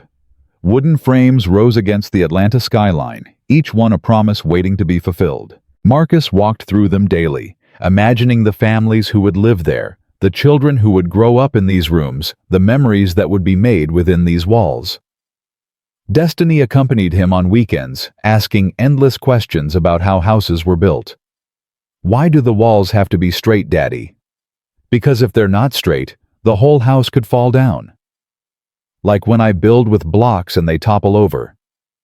Exactly like that. Except these blocks are much bigger, and they have to last a very long time. How long? 50 years, maybe 100. Long after you and I are gone, these houses will still be standing. Other families will live in them. Other children will play in these yards. Destiny considered this seriously. So, we're building something for people we'll never even meet. That's right. That's kind of amazing, Daddy. It is, isn't it? Victoria found them inspecting one of the frames, Destiny pointing out details, while Marcus explained what each piece was for. I have news, Victoria said. Good news for once. I could use some good news. The mayor's office called. They want to do a feature on the project. Positive press about affordable housing development as a model for other cities. Marcus felt a surge of excitement. That's huge. That could help us with the financing for Phase 2. It could do more than that. If this project gets national attention, we could attract impact investors, people who want to fund socially responsible development. Victoria smiled, a real smile, warm and genuine. We might actually be building something bigger than we imagined. We always were. We just didn't know it yet. Destiny tugged Victoria's sleeve. Ms. Victoria, do you want to see something? Victoria looked down at the little girl, surprised by the direct address. What is it? Come here. I'll show you.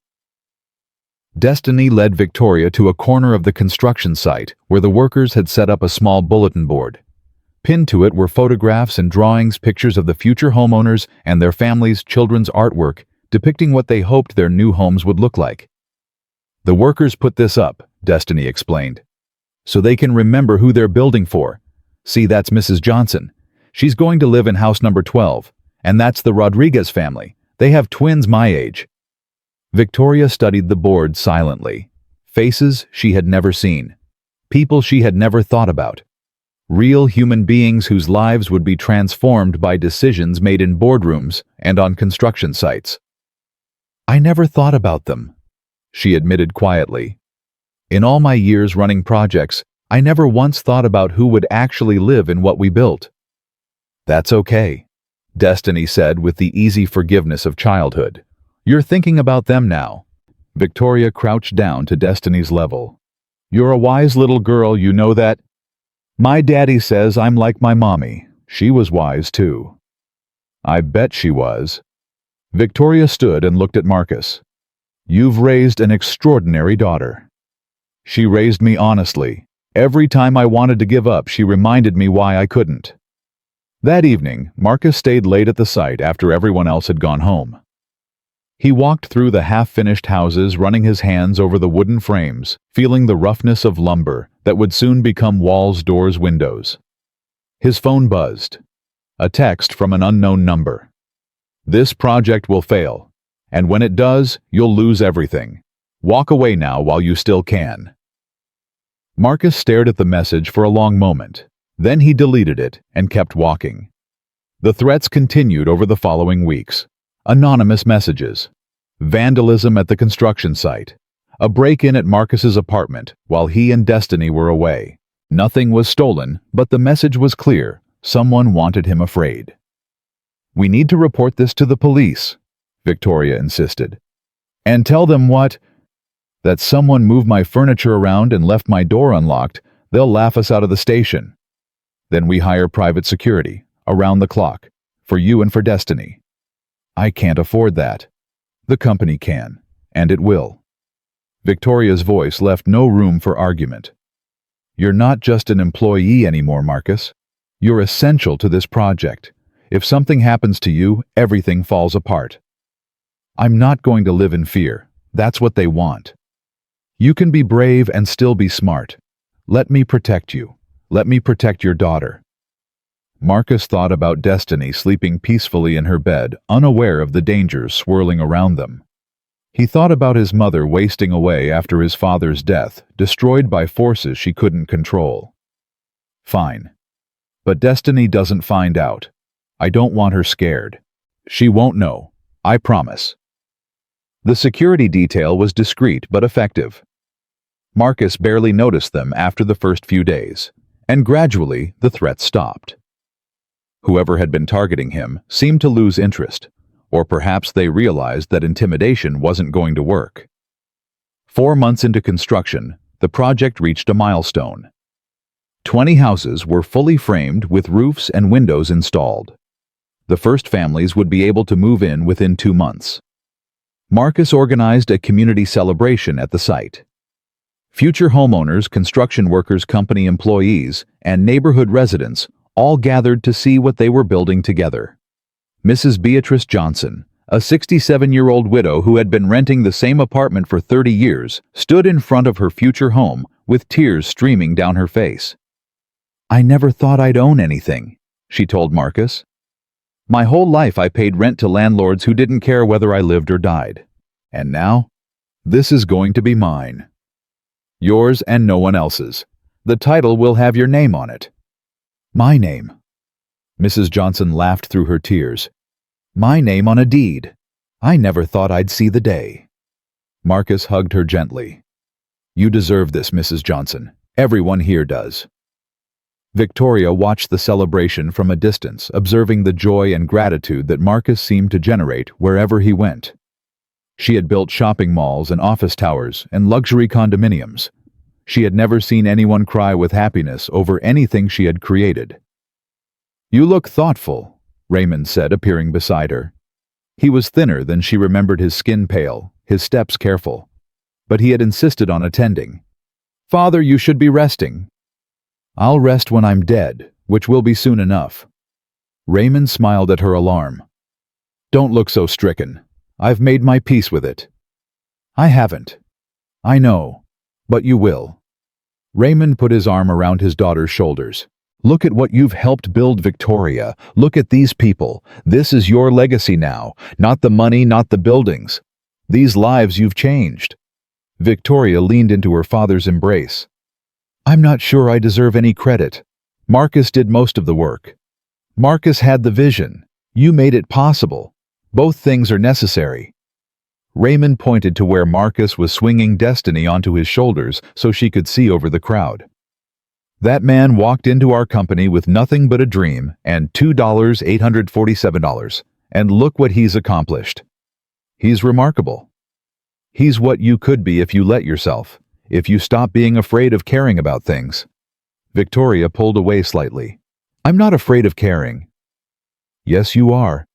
You've been afraid your whole life, afraid of being hurt, afraid of losing what you've built, afraid of being vulnerable. Raymond's voice was gentle, not accusatory. I taught you that fear, and I'm sorry. It's my greatest regret. You taught me to survive. I taught you to survive at the cost of living. There's a difference. Raymond turned to face her fully. Victoria, I'm not going to be here much longer. A few weeks, maybe less. And before I go, I need to know that you understand something. What? That being vulnerable isn't weakness. That caring about people isn't a liability. That the best things you'll ever build are relationships, not structures. Raymond's eyes glistened. I spent 40 years building an empire and destroying everything that mattered. Don't make my mistakes. Victoria embraced her father tightly, not caring who saw. I love you, Dad. I love you too, sweetheart. I always have, even when I was too busy to show it. They held each other while the celebration continued around them, while Marcus led the crowd in a cheer for the future homeowners, while Destiny laughed with pure joy at the sight of so many happy people. When they finally separated, Raymond wiped his eyes. There's one more thing I need to tell you. What is it? Thomas Morrison. He's not just trying to sabotage this project. He's planning something bigger. A hostile takeover attempt. He's been quietly buying shares for months. Victoria's blood ran cold. How do you know this? I have friends on Wall Street, old friends who owe me favors. Raymond's voice hardened despite his weakness. He's going to make his move soon, probably within the next few weeks. You need to be ready. How can we stop him? By being smarter, by building alliances, by making this project so successful that no one would dare vote against you. Raymond squeezed her hand. And by trusting Marcus. He understands things you don't. Things about people, about community, about what really matters. Let him guide you. Victoria nodded slowly. I will. Promise me. I promise. Raymond smiled one last time, then turned to watch the celebration. Destiny had started a dance party with the other children, her joy infectious, her laughter rising above the noise of the crowd. She reminds me of you at that age, Raymond said quietly. Before I ruined you with ambition and fear. You didn't ruin me, Dad. I almost did. But Marcus saved you, just like his father almost saved me 35 years ago. Raymond's voice was barely a whisper now. Don't waste this second chance, Victoria. Make it count. Victoria watched her father walk slowly toward Marcus, watched them shake hands and exchange words she couldn't hear. She watched Destiny run up to Raymond and give him a hug, completely unafraid of the dying old man who had once been her father's enemy. And she made a decision. Whatever Morrison threw at them, whatever obstacles appeared, whatever sacrifices were required, she would protect this project. She would protect these people. She would become the person her father always hoped she could be, because some things were worth fighting for. And finally, after 45 years, she had found something worth fighting for. Raymond Sterling died on a Tuesday morning, 3 weeks after the celebration at the construction site. He passed peacefully in his sleep with Victoria holding one hand and a photograph of Samuel Williams clutched in the other. Marcus received the call at 6:47 a.m. He was already at the construction site reviewing the day's schedule with Linda Chen when his phone buzzed. "He's gone," Victoria said. Her voice was steady, but Marcus could hear the fractures underneath. "He went sometime during the night. The nurse found him this morning." Marcus closed his eyes. "I'm so sorry, Victoria." "He was ready. He said so last week. He said he'd done everything he needed to do." A pause. "He asked me to give you something. Can you come to the house?" "I'll be there in an hour." Marcus found Victoria sitting alone in Raymond's study, surrounded by decades of photographs and awards and mementos from a long and complicated life. She looked smaller than he had ever seen her, diminished somehow by grief. "He left you this." Victoria handed Marcus an envelope. "He wrote it last month, when he still had the strength to hold a pen." Marcus opened the envelope carefully. Inside was a handwritten letter on Raymond's personal stationery. "Dear Marcus," it began. "If you're reading this, I've finally run out of time. I want you to know that meeting you was the greatest gift of my final months. You gave me the chance to make things right, even if I can never fully atone for what I did to your family. Your father was the best man I ever knew. He believed in me when no one else did. He challenged me to be better. And when the moment came, he gave his life to save mine, a man who had just threatened to fire him for doing the right thing. I've carried that burden for 35 years, and I'll carry it to my grave. But I want you to know that I've left instructions with my attorneys. Half of my personal estate, everything I own outside of the company, will go to a fund for the families of workers injured or killed in construction accidents. The other half will go to you to use however you see fit. More importantly, I've transferred my remaining company shares according to the original partnership agreement. You now own 33% of Sterling Development Corporation. Combined with Victoria's shares, you two control the company completely. Use that power wisely. Take care of my daughter Marcus. She's stronger than she knows, but she needs someone who sees her clearly. Someone who won't let her retreat into the cold, calculating person she became under my influence. And take care of yourself. Your father would be proud of the man you've become. I know I am. With gratitude and respect, Raymond Sterling." Marcus read the letter twice, then carefully folded it and placed it back in the envelope. "He really loved you," Victoria said quietly. "In the end, I think he loved you more than he loved himself. He loved both of us. He just didn't know how to show it until it was almost too late." Story of his life. Victoria wiped her eyes. "The funeral is Saturday. Will you speak?" "If you want me to." "I want you to. He would have wanted you to." The funeral drew hundreds of mourners, business associates, politicians, community members, construction workers. Marcus spoke about redemption and second chances. Victoria spoke about the father she had lost and the father she had found in his final months. Destiny, who had insisted on attending, placed a flower on the casket and whispered something no one else could hear. Afterward, as the crowd dispersed, Thomas Morrison approached Victoria with a smile that didn't reach his eyes. "My condolences on your loss. Raymond was a remarkable man." "Thank you, Thomas. I hope this tragedy doesn't distract you from company business. We have a board meeting scheduled for next week. Important matters to discuss." Victoria's expression hardened. "I'm aware of the meeting, and I'm aware of what you're planning." Morrison's smile flickered. I don't know what you mean. The hostile takeover. The shares you've been accumulating. The alliances you've been building among the board members. Victoria stepped closer, her voice low but fierce. My father warned me. Did you really think he would die without preparing me for this? Whatever Raymond told you, I assure you. Save it for the board meeting, Thomas. We'll settle this there. Morrison's mask slipped for just a moment, revealing the cold calculation underneath. Then he nodded curtly and walked away. Marcus joined Victoria as she watched Morrison leave. He's going to make his move. Let him. We're ready. Are we? Victoria turned to face him. My father left us controlling interest in the company. Even if Morrison has convinced some board members to support him, he can't win a straight vote.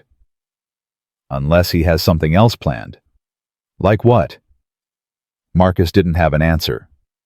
But he had learned to trust his instincts, and his instincts were screaming that Morrison wasn't the type to enter a fight he wasn't sure he could win. The board meeting took place the following Thursday in the same conference room where Marcus had first presented his proposal. The atmosphere was different now, charged with tension, thick with unspoken conflict.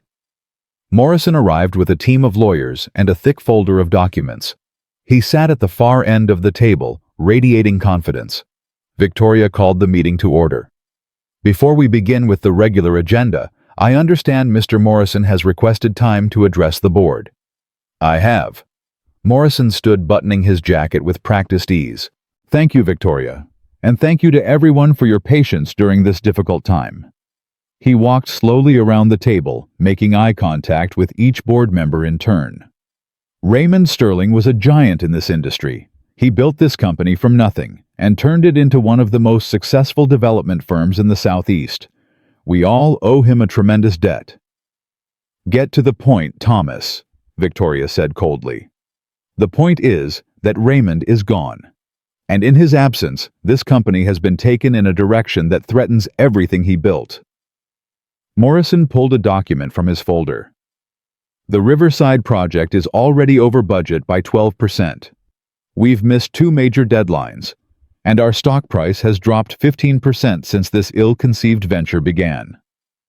The stock price dropped because you've been spreading negative stories to business journalists, Victoria countered. And the budget overruns are directly related to supply chain sabotage that I have documented evidence connecting to your business interests. Murmurs rippled through the room. Morrison smiled. Accusations without proof are just noise, Victoria. What matters are results, and the results show that this company is failing under your leadership. We're building homes for 50 families who could never afford them otherwise. We're revitalizing a community that has been neglected for decades. We're doing exactly what this company was founded to do. This company was founded to make money, not to pursue social experiments that drain our resources and damage our reputation. Marcus stood. May I say something?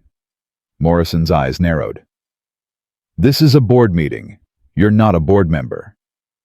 I'm a 33% shareholder. I have a right to be heard. The board members exchanged uncertain glances. Victoria nodded. Go ahead, Marcus. Marcus walked to the window and looked out at the Atlanta skyline.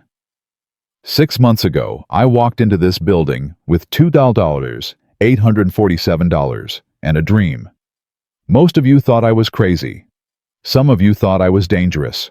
A few of you thought I was exactly what this company needed. He turned to face the room. I'm not going to stand here and argue about stock prices and budget projections. I'm not qualified for that. What I am qualified to talk about is what we're actually building out there. Marcus pulled out his phone and showed a photograph to the board. This is Mrs. Beatrice Johnson. She's 67 years old. She's worked as a cleaning lady for 40 years. She's never owned anything in her life. Next month she's going to move into a home with her name on the deed. He showed another photograph. This is the Rodriguez family. Maria and Carlos and their twin daughters Sofia and Elena. They've been living in a 2-bedroom apartment with Carlos's mother and Maria's brother. 6 people in 800 square feet. Next month, they're going to have space to breathe. Another photograph. This is Jerome Washington. He served 2 tours in Iraq. He came home with PTSD and couldn't hold down a job. He's been homeless for 3 years. Next month, he's going to have a home and a job on our construction crew. Marcus put his phone away. I could show you 50 photographs like these. 50 families whose lives are about to change forever. That's what we're building. Not units, not inventory, not revenue opportunities. Homes, communities, hope. The room was silent. Morrison cleared his throat. Very touching. But sentiment doesn't pay dividends. This board has a fiduciary responsibility to shareholders, not to what? Thomas Victoria interrupted. Not to human beings. Not to the community that made this company possible. Not to the values that Raymond Sterling founded this company on. Raymond Sterling abandoned those values decades ago because they weren't sustainable. No, he abandoned them because he was afraid. And look what that fear cost him. His partner, his integrity, his peace of mind. Victoria stood and faced the board. My father spent his last months trying to undo the damage he had done, trying to become the man he should have been. Are we really going to throw that away because of stock prices? One of the older board members, a woman named Helen Park, who had known Raymond for 30 years, spoke up. Victoria, I think we all respect what you're trying to do. But Thomas has raised legitimate concerns. The company's financial position is stronger than it's been in 5 years, Victoria interrupted. She pulled a report from her folder. I had our CFO run a complete analysis last week. Yes, the Riverside project is over budget. But our overall profit margins have improved because we've cut wasteful spending on projects that were doomed to fail.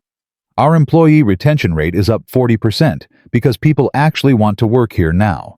And we've received inquiries from 3 impact investment funds interested in supporting future community development projects. She passed copies of the report to each board member. The numbers don't lie. This company is healthier than it's been in years. Not in spite of the Riverside project, because of it. Morrison grabbed the report and scanned it quickly. His confident expression began to crack. These numbers can be manipulated. Anyone can make a spreadsheet say whatever they want. Then have your own accountants verify them. I'll open our books completely. Full transparency. Victoria's voice was steel. Can you say the same, Thomas? Can you explain why Morrison Building Materials suddenly canceled our contract the same week you started buying shares? Can you explain why 3 of our subcontractors received competing offers from Morrison Development Group just days after we signed them? The room erupted in murmurs. I don't know what you're implying. I'm not implying anything. I'm stating facts. You've been sabotaging this project from day one because you can't stand the thought of us succeeding at something you don't control. Morrison's face reddened. This is outrageous. I won't sit here and be accused. Then leave. Victoria's voice cut through his protest like a knife. But before you go, I want to call for a vote. A vote of no confidence in Thomas Morrison's position on this board. You can't do that. You don't have the authority. I have 33% of the shares. Marcus has 33%. Together we have controlling interest. Victoria looked around the table. All in favor of removing Thomas Morrison from the board of directors, raise your hands. Hands went up around the table. Helen Park. 2 other longtime board members. Then 3 more. Then 4. Morrison watched in disbelief as his support evaporated. The motion carries, Victoria announced. Thomas, you're no longer a member of this board. Security will escort you out. Morrison stood slowly, his face a mask of fury. You'll regret this, both of you. I have resources you can't imagine. I'll destroy this company and everyone in it. You're welcome to try, Marcus said quietly. But I've spent my whole life being underestimated by people like you. It never works out the way they expect. Morrison stormed out without another word.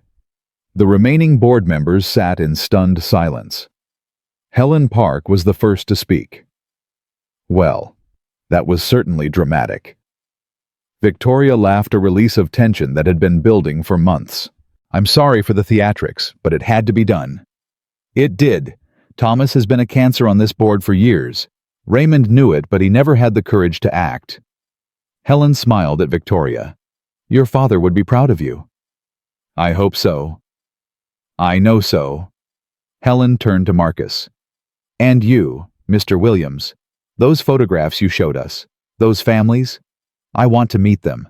I want to see what we're building. Come to the site any time. They'd love to show you around. I'll do that. Helen stood and gathered her papers. I think we can adjourn for today, unless there's other business. Victoria shook her head. That's all for now. Thank you, everyone. As the board members filed out, Marcus and Victoria remained in the conference room alone for the first time since the meeting began. We did it, Victoria said, disbelief in her voice. You did it. I just showed some pictures. Those pictures mattered. They reminded everyone why we're doing this. Victoria sank into a chair, suddenly exhausted. Do you think Morrison will really try to destroy us? Probably, but we'll handle it. How can you be so calm? Because I've faced worse. Because I've survived worse. Because no matter what Morrison does, he can't take away what we've already built. Marcus sat across from her. Besides, I have something he doesn't. What's that? People who believe in me. People who will fight for me. People who care about what we're doing, not just what we're earning. Marcus smiled. Morrison has money and power, but he's alone. And in my experience alone, people eventually lose. Victoria was quiet for a long moment. My father said something to me before he died. He said you understand things I don't. Things about people, about community, about what really matters. Your father was a wise man, at the end. He also said I should let you guide me. Victoria looked at Marcus with something new in her eyes. Something vulnerable. I'm not used to letting anyone guide me. I've been in control my whole life, or at least I thought I was.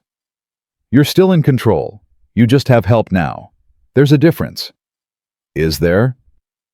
There's all the difference in the world. 6 weeks later, the first families moved into their new homes. Marcus organized a ceremony at the Riverside community with all 50 homeowners present, along with construction workers, company employees, local politicians, and news crews from 3 different television stations. Destiny stood beside her father, wearing a new dress Victoria had bought her for the occasion. She held his hand tightly as he approached the microphone. 1 year ago, Marcus began, I walked into the offices of Sterling Development Corporation with a dream and $2,847. I thought I was going to buy a company. Instead, I found something much more valuable. I found partners. I found purpose. I found family. He paused, looking out at the crowd. My father used to say that a building is just walls and a roof. But a home is love, safety, and hope. Today, we're not just handing over buildings. We're handing over homes. 50 homes for 50 families who deserve every good thing life has to offer. Mrs. Beatrice Johnson was crying openly. The Rodriguez twins were jumping up and down with excitement. Jerome Washington stood at attention, tears streaming down his weathered face. I want to thank everyone who made this possible. The construction crews who worked through rain and heat and every obstacle Morrison threw at us. The community members who believed when belief was hard. Victoria Sterling, who found the courage to become someone new. Marcus's voice cracked slightly. And Raymond Sterling, who isn't here today, but whose spirit lives in every nail and board and brick of these homes. He proved that it's never too late to change, never too late to make things right, never too late to build something that matters. Victoria joined him at the microphone. My father spent 40 years building an empire. In his last months, he helped build something much more important. A community, a family, a legacy worth leaving behind. She held up a ceremonial key. Mrs. Johnson, would you come up here, please? The elderly woman made her way to the front of the crowd, wiping her eyes with a handkerchief. "This is the key to your new home," Victoria said, pressing it into Mrs. Johnson's hand. "Your home, with your name on the deed. You never have to leave. You never have to pay rent to someone who doesn't care about you. This is yours, forever." Mrs. Johnson clutched the key to her chest and sobbed. "Thank you, thank you, thank you." One by one, the other families came forward to receive their keys. Parents crying, children laughing, elderly residents trembling with emotion. Each key a symbol of something earned, something deserved, something that could never be taken away. When the last key had been distributed, Marcus found himself alone with Destiny on the front porch of their own new home. Not one of the community houses, but a small cottage nearby that Victoria had insisted on as part of the partnership agreement. "Is this really ours, Daddy?" "It's really ours, baby girl. And we never have to move again. Never again." Destiny wrapped her arms around his waist and held on tight. "I miss Mommy. I wish she could see this." "She can see it, sweetheart. She's watching right now. And she's so proud of you." "She's proud of you too, Daddy." "I hope so." Victoria appeared on the porch steps. "Am I interrupting?" "Never." Marcus gestured for her to join them. "We were just appreciating the view." Victoria sat on the porch railing, looking out at the community they had built together. Children were already playing in the yards. Neighbors were introducing themselves. The smell of barbecue drifted from somewhere nearby. "It's beautiful," she said softly. "It's just the beginning. Phase 2 starts next month. Another 50 homes. Then maybe 100 more. And then we see where it takes us." Marcus looked at Victoria. "Your father asked me to take care of you. I told him I would. I don't need taking care of. Everyone needs taking care of, even people who are strong enough to pretend they don't." Victoria was quiet for a moment. "My father also told me to let you guide me. I've been thinking about that. And I think he was right. Not because I'm weak, but because you see things I don't. You understand things I'm still learning." Victoria met his eyes. "I want to keep learning. From you. From this community. From everyone who believed in something bigger than profit margins and stock prices." "Then you will." Destiny tugged on Victoria's hand. "Ms. Victoria, do you want to see my room? I got to pick my own paint color and everything." Victoria smiled a real smile, warm and unguarded. "I would love to see your room." As they walked into the house together, Marcus paused on the porch and looked up at the sky. Somewhere up there, his father was watching. His mother, Raymond. All the people who had shaped him, hurt him, loved him, and left him. "We did it," he whispered. "We really did it."